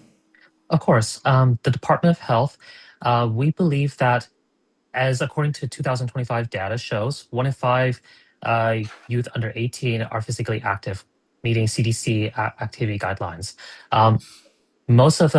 Many students, particularly in rural communities, do not have accessible parks. Either they're too far away, or there is no meaningful or quality infrastructure such as sidewalks, low stress bike facilities, and furthermore, more often than not, schools may present the opportunity for open space, for green open spaces. This bill has the opportunity to provide greater access for park space, so children and their families may be able to have greater opportunities for physical activity. And happy to take any questions or comments. Thank you very much, Justin. Joy Bolasan opposes. We have a number of opposes and support. Total 5 opposed, 5 support, 10 opposed, 3 comments. Anyone else wishing to testify on this measure? If not, okay, I just have a quick question. Who polices the school grounds now on weekends and after hours? Excuse me, Senator, what was the question? Who polices the school grounds? Like if public wants to go onto the school campuses to do anything, somebody polices it? So currently the campuses are not open to the general public. If someone wants to use it, an entity, we have a facilities use process. No, I understand. If I wanted to take my dog and walk my dog on one of the school campuses, because they're not all fenced in, right? Yeah. Schools are all fenced in. You have security. If not always, but not always, and not for all schools, yeah. So you can't keep people out. If they walk across the campus and nobody's looking, yeah. Or Like with any state property. Yeah, so if they wanted to hold a picnic on the school grounds, they could. Well, if somebody reported it to the school, school might show up, but otherwise, yeah, it's like any state or county property. Just curious on that. I believe also, Senator, that there are no trespassing signs on school campus. Yes. Okay, so if they call the police will remove them from the school. Okay, members, questions? Senator DeForest. Do you see this as a potential revenue generating opportunity for the schools? Like as example, there might be football clinics from out of state that would like to hold their clinics, maybe at the schools that have a better laid out football field. Well, now they can do it with the facilities use. Oh. Yeah. And the thing about the facilities use is that it ensures that the property is protected, that they clean up after they leave, and that's that sort of thing. And insurance. Insurance. Yeah, without any kind of permits or any kind of. We should charge them more. Okay, questions? Thanks. Senator Hayashi? I guess, the question is, you have some schools that are consistently used, right, for community use through your official process. And then there's others that are hardly used. And I think there's a disparity there. And I think to me, it's because you kind of leave it up to the principal to control. And some of the, I think a lot of that, some of the principals are like, oh no, our school's busy, when really it's not. Have you guys kind of looked at your policies on how you are fairly allowing the public to utilize your public facilities, right? These are public facilities technically, but I think you're delegating a lot to the principals, and it's kind of like a case by case basis. For example, one of my elementary schools, they won't rent you out their facility unless it's 30 days in advance, and anything before that, they're not going to rent you out, right? So I don't know when have you looked into that, and what has been the result? We do have a process, Senator, for schools to follow regarding use of facilities. If you let me know which schools are experiencing some difficulty, then we can have to follow up on that. Okay, but is there's a specific statewide policy that everyone should be following? There is a use of facilities policy that schools follow. And everyone has to follow that. So is there no discretion of the principal? There is discretion on, there's some discretion in terms of availability of the facility and such, but we'll follow up with you on that. Okay. No, I think the bottom line is the public needs to know that if you're saying that there's a process, yes, if you go follow the process and look at, then I think that then it's kind of broken, right? So I think we gotta look into it a little bit more. So thank you, Chair. Okay, thank you. No other questions? Moving along, we have Senate Bill 2261. This requires Huli Ao'ola to conduct a study on physician and dentist recruitment and retention to serve the island of Molokai. I guess you can guess whose bill this is. So, let's see.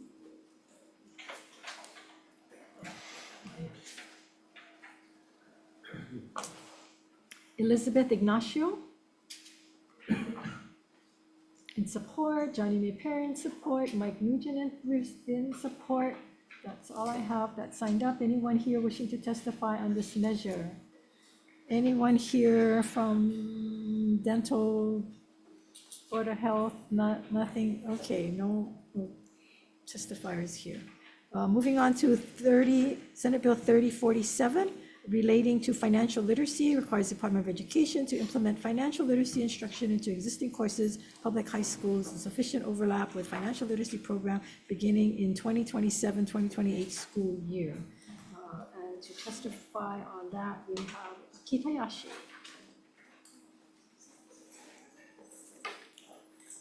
Aloha Chair Kim and members of the committee. Terry Ushijima, Assistant Superintendent, testifying on behalf of the Department of Education.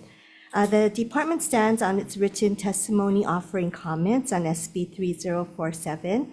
The department has implemented a requirement for all students, starting with incoming freshmen in the 2026 to 2027 school year, to successfully complete a financial literacy educational opportunity prior to graduation, and is aligned with the financial literacy program standards, which establishes a minimum knowledge, skills, decision-making abilities that students should acquire by the time of high school graduation. And embedding financial literacy into existing courses is an option. So thank you for the opportunity to testify. Thank you. We have Kahea Leonani Duclo.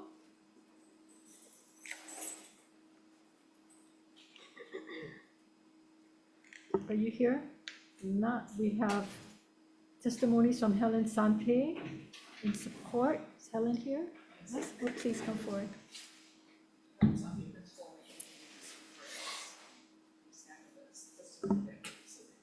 Okay, in support. Yes. Okay, thank you. Johnny May Perry, comments, and Ryan Mandato in support. Ryan still here? You want to come up?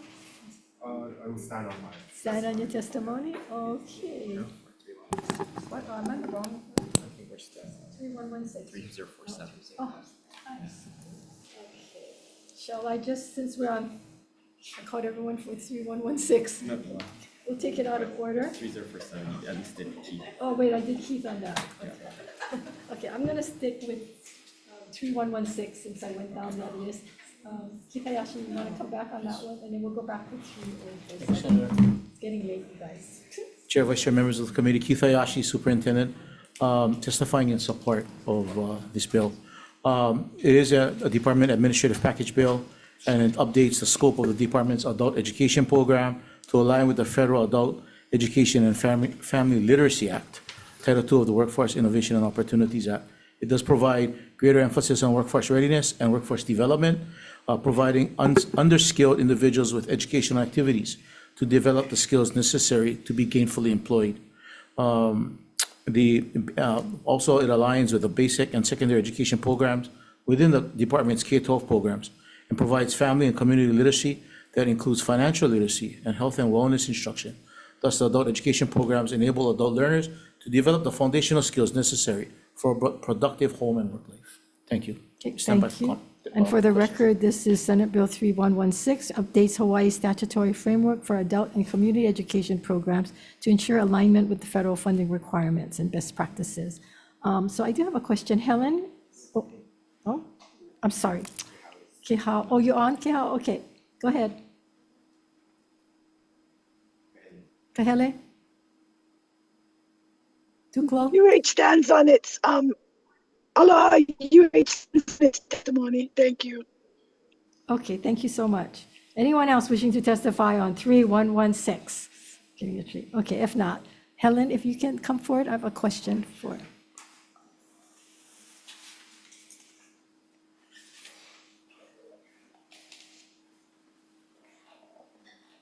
We certainly appreciate all the work our community adults, schools that go through, and so thank you so much. Right now, how is it structured? Is it within the DOE? Is it? Yes, we are part of the DOE. You're part of the DOE. Right, I'm a principal within a school, within the DOE. Okay, so but structure, it falls under what portion of the DOE? I fall under Complex Area Superintendent Linnell Dilway from KMR. Okay, so you get guidance and stuff from that portion of the. And also, we fall under the Workforce Development Branch with Winnell Kanashiro. Okay. So we also work very closely with her. Is there any things that we should be looking at helping the adult school in coordinating, consolidating, anything? You guys are just there doing your folks' work, but is there anything we can do to help get more adults coming to your Currently, we are course? in the process of realigning the two schools, and that should occur come July 1 of this year. Okay. Yeah. And so what we're working on very diligently is workforce preparation for our students. And so we're working very closely with the FPIN and with also Dana Wicker from DBED and the Department of Human Services, and providing the necessary training with our programs, our Career Foundations programs, Build Your Bank, Build Your Skills, and Build Your Farm. What kind of response are you getting from the community? Is your classes pretty much fill up, or? We've gotten very good responses, and so we've launched, we've just launched not too long ago because of the curriculum was just very recently designed. And it's not only the community at large, but also our high schools. Our most recent is Wailoa High School that adopted the Build Your Farm curriculum. And so Waipahu High School also. There are several on Maui, and we're also moving to Molokai. So we're looking forward to meeting with the principal from Molokai High. The Complex Area Superintendents of Maui asked if we could do a presentation on our Career Foundations program, which we will be doing very shortly. Okay, I think you folks give a service to the people without them having to actually go to on a college campus, but to go to community college, but going just to the adult schools, I think is a huge benefit and service to the people. So. And I think the cost is really I think Yes. beneficial to the community. So it's only $20. And if you're really having a hard time and you're homeless, homeless, sorry. Hopeless. I Homeless. actually took adult ed for golf, believe it or not. They We don't offered do that. that Yeah, I anymore. know, they had that. Yeah, It yeah. was good. But we offer scholarships. We find, because people donate to the Oh, school, wow. right? So we offer those Scholarships. students We who have to let our can't pay. constituents know about that. How do they go for a scholarship? Just apply? So you have Well, on your online? We check financially, if their home is like kaka'ako in the streets, and we verify that, and it's very easy to do. Yeah. And then we just offer the GED for free. Well, thank you very much. Yep, you're welcome. Just, one question. Helen, Helen, real one quick. quick question. Just clarify. So you report to a CAS? Correct. Of where? KMR, Kamiki McKinley Roosevelt. Okay, and then who does the other principal for the community school for adults report to? He reports to his CAS, Like Farrington? What is it? Oh, Rose City, interesting. Waipahu. Farrington, see, the thing is, I work very closely with all of the CASs because I service many of the schools. Right. But my supervisor is Linnell Dilway. So then there's no one overseeing then how the two community schools are interacting then, because you're reporting to two different reporting lines then. But So in theory, then there's supposed to be Heidi? Well, actually, it's not going to be problematic anymore because we're going to be known as the Hawaii State Community School for Adults come July 1. But the reporting lines are what, July Just- 1? Will be to my complex area superintendent, To who? to Linnell Dilway. Just one? Yes, just Both will report to her. There will be one principal, and that's myself. Oh, you're going to be the only principal for the entire system. I see. Okay, that makes more sense. Okay. Okay. Thank you, Chair. Okay, thank you. Okay, now we're going to go back to Senate Bill 3047. And this is the financial literacy measure that DOE already testified on. So we have, unless he wants to testify again, we can go to Hawaii State Board of Education. You have the testimony in front of you, members, Chair. The one point that we'd like to point out is that there's a section in there that requires the Board of Education to do professional development. And the board does policy, it doesn't do professional development. It doesn't train teachers or do leadership development programs, all the rest of it. So that's better deferred to the Department of Education itself. Okay, thank you. Sherry Menor, or Menor, they left after R, testifying for Chamber of Commerce. Thank you Aloha. guys for sticking around. Okay. Absolutely. Nadia Holt here, testifying on behalf of Chamber of Commerce Hawaii. Aloha, Chair, members, thank you for hearing our bill. I have here our Vice President at the Chamber and subject matter expert in education to emphasize further, so if I may yield. Okay. Thank you. Thank you, Chair, as well as our committee members. So we sent out our testimony just adding a few more comments to the bill. So we are in support of the bill. We hear this as an ask from our employers as financial literacy being a fundamental skill, and we think embedding it into the courses would be really helpful to make sure that the strength of the bill as well as the financial literacy courses go according to plan. The appropriate funds would help support the educator professional development to meet the workforce needs that we see. But we do also recommend the amendment that the DOE takes lead and not the Board of Education when it comes to the professional development around the bill. Okay, thank you. Thank you so much. Stephanie Sakamoto. And Tiffany Yajima in support. Kyle Kelly also in support. Johnny May Perry in support. Joy Barua in support. Any other members wishing to testify on this measure? Hearing none. Okay, members' questions. I have a question for DOE.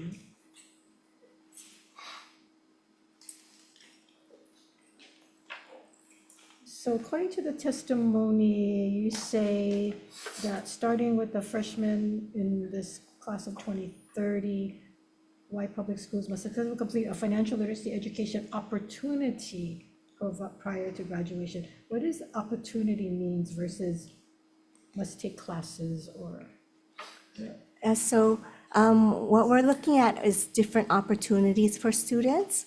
And we're looking at some flexibility for schools and students. So an opportunity might be a standalone elective course that some schools are already doing. Another option might be looking into embedding it into existing courses because the courses have standards and we now have our financial literacy standards that is really the baseline that goes throughout these different options. That's what they have to meet, the standards.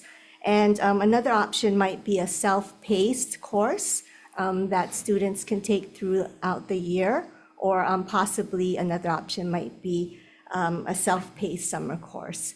And we're open to other options as well. Okay. So, I mean, it's good that there's options, but why, I guess looking at efficiency and looking at what is in the best interest, why is DOE putting all kinds of options which requires all kinds of record keeping and so forth, instead of just embedding it into the curriculum and everybody has to take it? Having a standalone elective course, what does that cost? Or what more work does to go in for an elective course? And what if not enough students signed up for it? So you guys just bring on more issues. So I think the intent for us that over the years that we've pushed for financial literacy course, that they didn't want it substituting for another course and as a graduation requirement, but that it be embedded into the curriculum. So I have issues with the self-paced learning options and other kinds of options that you folks are throwing out there. Students get confused as to what they have to take.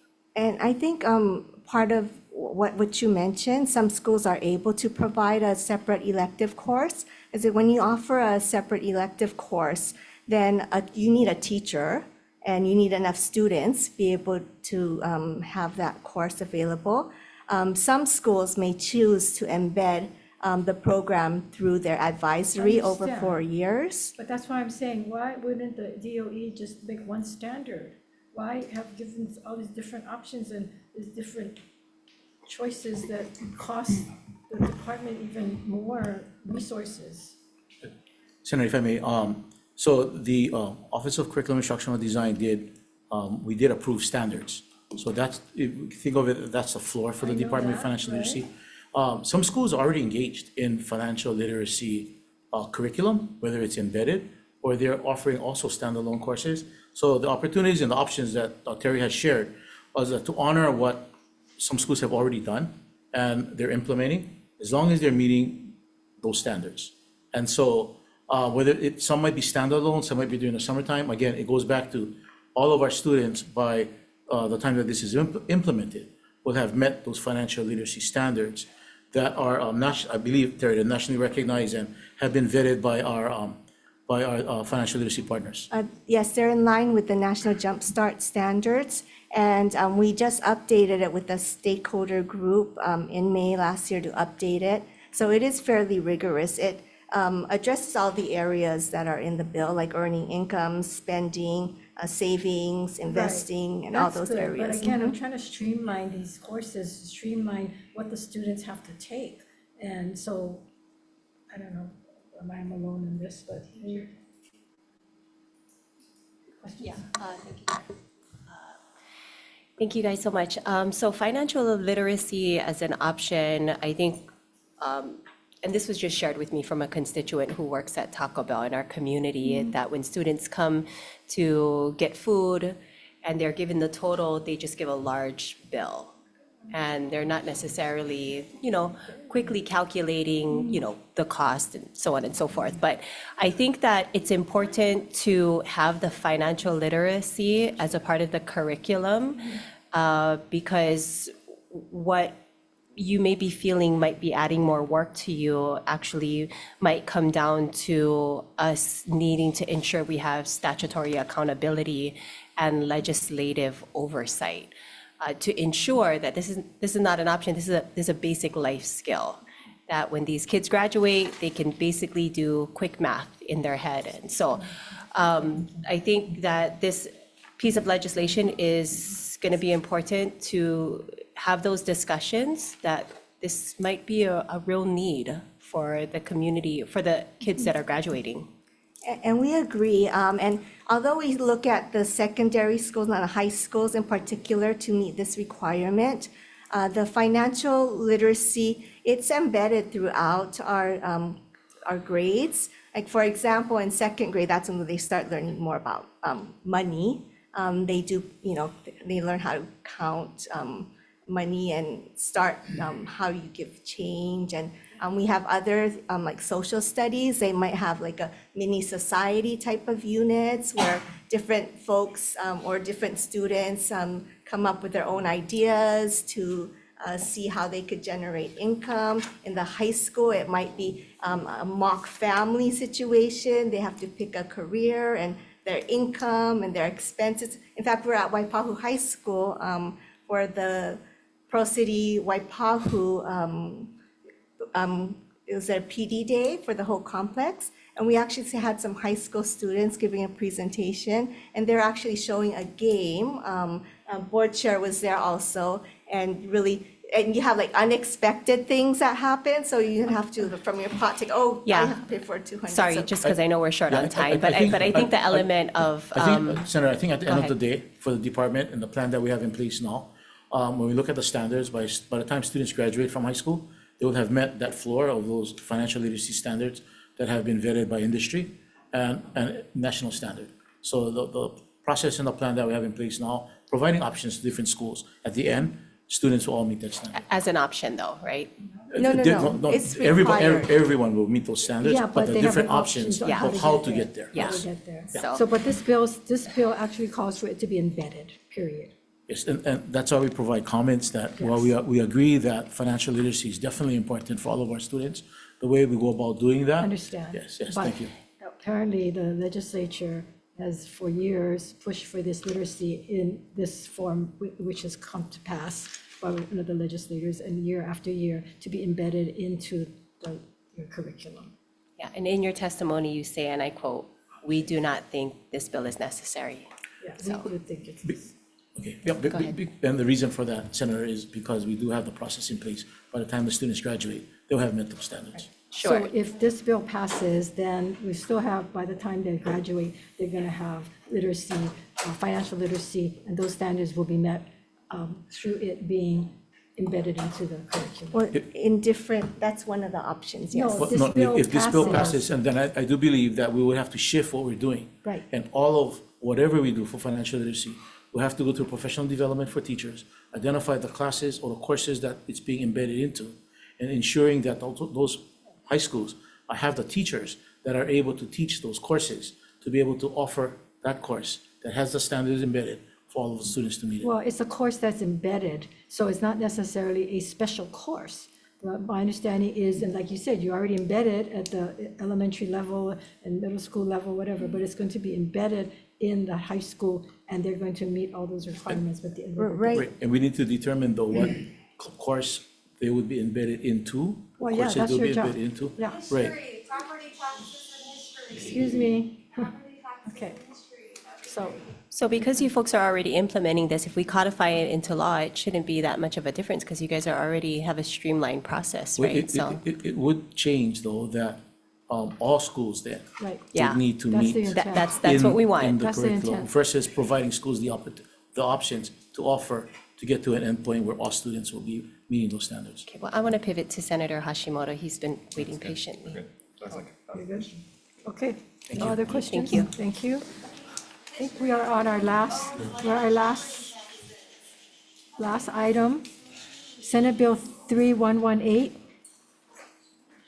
relating to interstate compact on education opportunities for military children. We have, okay, Keith Hayashi. Chair, members of the committee, Keith Hayashi, Superintendent. The department stands on its written testimony in support of this measure. The Interstate Compact is a historic agreement designed to remove barriers to educational success for military-connected students. Its effectiveness relies on uniformity across all jurisdictions. It's important to note that this compact has been formally adopted by all 50 states in the District of Columbia and the Department of Defense Education Activity, or DODEA. This is primarily a housekeeping measure, and it is a administrative package Okay, bill. thank you. Thank you.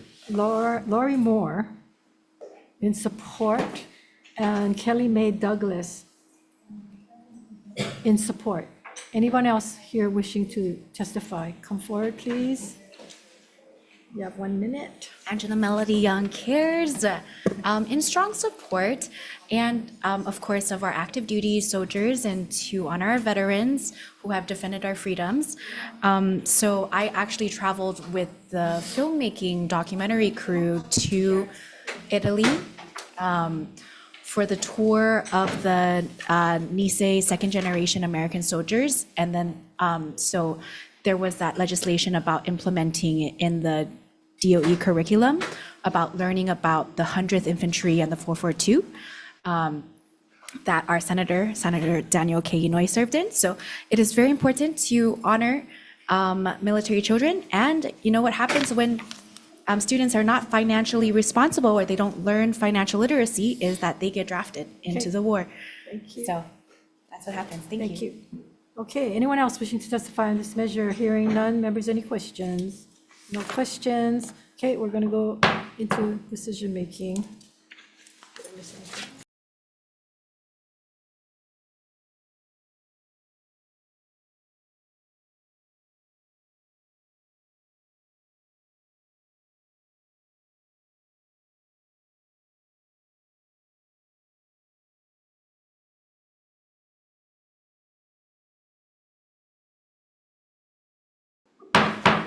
Calling to order the Committee on Education on our 102 agenda. We are in decision-making. And On Senate Bill 3286, this is requiring the university to develop a facility student housing master plan. The recommendation is to amend to an SD1, technical and non-substantive amendments, also to defect the date to July 31, 2050. Any discussion? If not, chair votes aye. Members, SB 3286, the chair's recommendation is passed with amendment. Chair votes aye, vice chair is excused, Senator Fukunaga is excused. I vote aye, Senator DeCourt. Aye. Chair recommendation is adopted. Thank you. Senate Bill 2802, this is the establishing a bachelor's degree program education at the Leeward Community College. The committee's taken this testimony. We're going to pass it on to Ways and Means to see whether or not, in fact, this meets the requirements that we're looking to get. And so we're going to defect the date to July 1, 2050. Yeah, and that's the only amendments for that measure. Any discussion? Hearing none, chair votes aye. Members, SB 2802, chair's recommendation is passed with amendments. Any members voting with reservations? Any members voting no? With all others voting aye with the noted excusal of Senator Kidani and Fukunaga for this measure and all others, your recommendation is adopted. Thank you. Senate Bill 3050, this is the Maritime Youth Apprentice Pathway. Recommendation is to SD1 for technical non-substantive amendments and to defect the date to July 1, 2050. Any discussion? Hearing none, chair votes aye. Members, SB 3050, chair's recommendation is passed with amendments. Any reservations? Any noes? All others voting aye, recommendation is adopted. Okay, and Senate Bill 3238, this is the Language Access Bill. Recommendation is to, we note that this would be for credit or non-credit courses. Also technical and non-substantive amendments for consistency and blanking out the appropriation. Any discussion? Hearing none, chair votes aye. Members, SB 3238, chair's recommendation is passed with amendments. Chair votes aye. Any members voting with reservations? Any members voting no? With all others voting aye, recommendation is adopted. Thank you. For Senate Bill 3062 relating to liquor, recommendation is to do an ST1, take in the recommendations from DOE, I believe it was.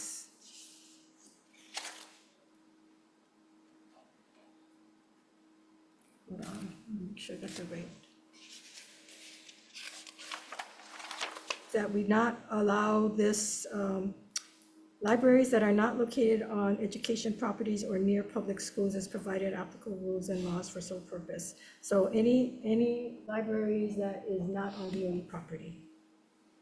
And located within 500 feet of elementary, intermediate, or high school. So those amendments. Did I miss anything on that one?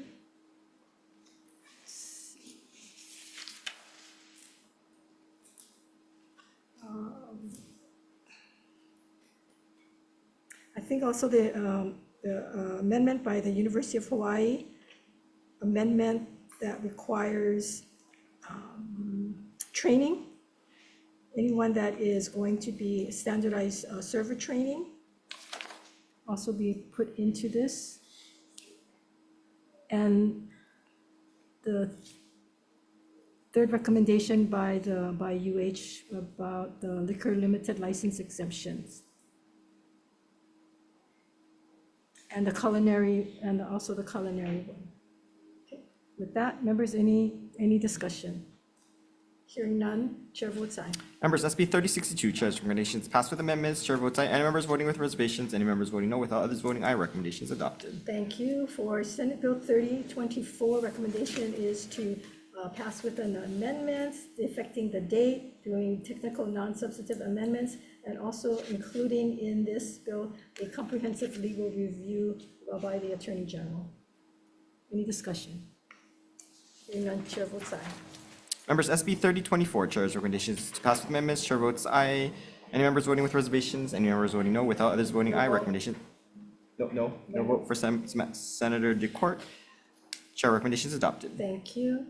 Senate Bill 896 SD1. This is where the DOE will submit annual reports for the CIP. Recommendation is to pass with amendments, taking in the AG's suggested amendment testimony in Part 5. Any discussion? Hearing none, chair votes aye. Chair, recommendation for SB 896 is to pass with amendments. Chair votes aye. Any members voting with reservations? Any members voting no? Without others voting aye, recommendations adopted. Okay, Senate Bill 895 SD1 establishes new requirements for teacher-led kindergarten assessments. The recommendation is to pass as is. Any discussion? Hearing none, chair votes aye. SB 895, Chair's recommendation is passed unamended. Chair votes aye. Any members voting with reservations? Any members voting no? Without others voting aye, recommendations adopted. Thank you. Senate Bill 3262. This is the Teacher Standards Board. Recommendation is to pass as is. SB 3262, Chair's recommendation is passed unamended. Chair votes aye. Any members voting with reservations? Any members voting no? Without others voting aye, recommendations adopted. Thank you. Senate Bill 2548 relating to school facilities. The recommendation is to delete the portion of deferred maintenance, leaving that still with Department of Education. Making technical and non-substantive amendments and defecting the date to July 1, 2050. Any discussion? Hearing none, chair votes aye. Members, SB 2548, Chair's recommendation passed with amendments. Chair votes aye. Any members voting with reservations? Any members voting no? Without others voting aye, recommendations adopted. Okay, Senate Bill 2550 relating to school modernization. Recommended is to amend to an SD1, adding technical and non-substantive amendments, and also to add in that this will be done every 5 years instead of 3. Any discussion? Hearing none, chair votes aye. Members, SB 2550, Chair's recommendations passed with amendments. Chair votes aye. Any members voting with reservations? Any members voting no? Without others voting aye, recommendations adopted. Okay, members, Senate Bill 2814 relating to preventive maintenance funding. Recommendation is to defer this measure. Any discussion? Hearing none, deferred. Senate Bill 2605 relating to school facilities, making the schools available on weekends and Sundays and Saturdays. Recommendation is to defer this measure as well. Any discussion? Hearing none. It's deferred. Senate Bill 2261 relating to health, physician and dentist recruitment on Molokai. Recommendation is to blank out the appropriation amount on page 2. Do we need a SD1 to blank out? Yes. Yes, we do. SD1. Okay, thank you. Chair votes aye. Members, SB 2261, Chair's recommendation is passed with amendments. Chair votes aye. Any members voting with reservations? Any members voting no? Without others voting aye, recommendations adopted. Okay, Senate Bill 3047. This is the financial literacy. Recommend to blank out the appropriation on page 3 and yeah, that's it. So blanking out the appropriation on page 3, so SD1. All right, Chair, recommendation is to pass SB 3047 with amendments. Chair votes aye. Any members voting with reservations? Any members voting no? Without others voting aye, recommendations adopted. Okay, Senate Bill 3116. This is the framework for community education programs. Recommendation is in SD1, technical and non-substantive amendments. Discussion, hearing none, chair votes aye. Members, SB 3116, Chair's recommendation is passed with amendments. Chair votes aye. Any members voting with reservations? Any members voting no? Without others voting aye, recommendations adopted. Thank you. And finally, Senate Bill 118. This is the interstate compact for military children. Recommendation is to do an SD1 for technical and non-substantive amendments. Any discussion? Hearing none. Chair votes aye. Members, SB 3118, Chair's recommendation is passed with amendments. Chair votes aye. Any members voting with reservations? Any members voting no? Without others voting aye, recommendations adopted. Thank you. And with that, we are adjourned.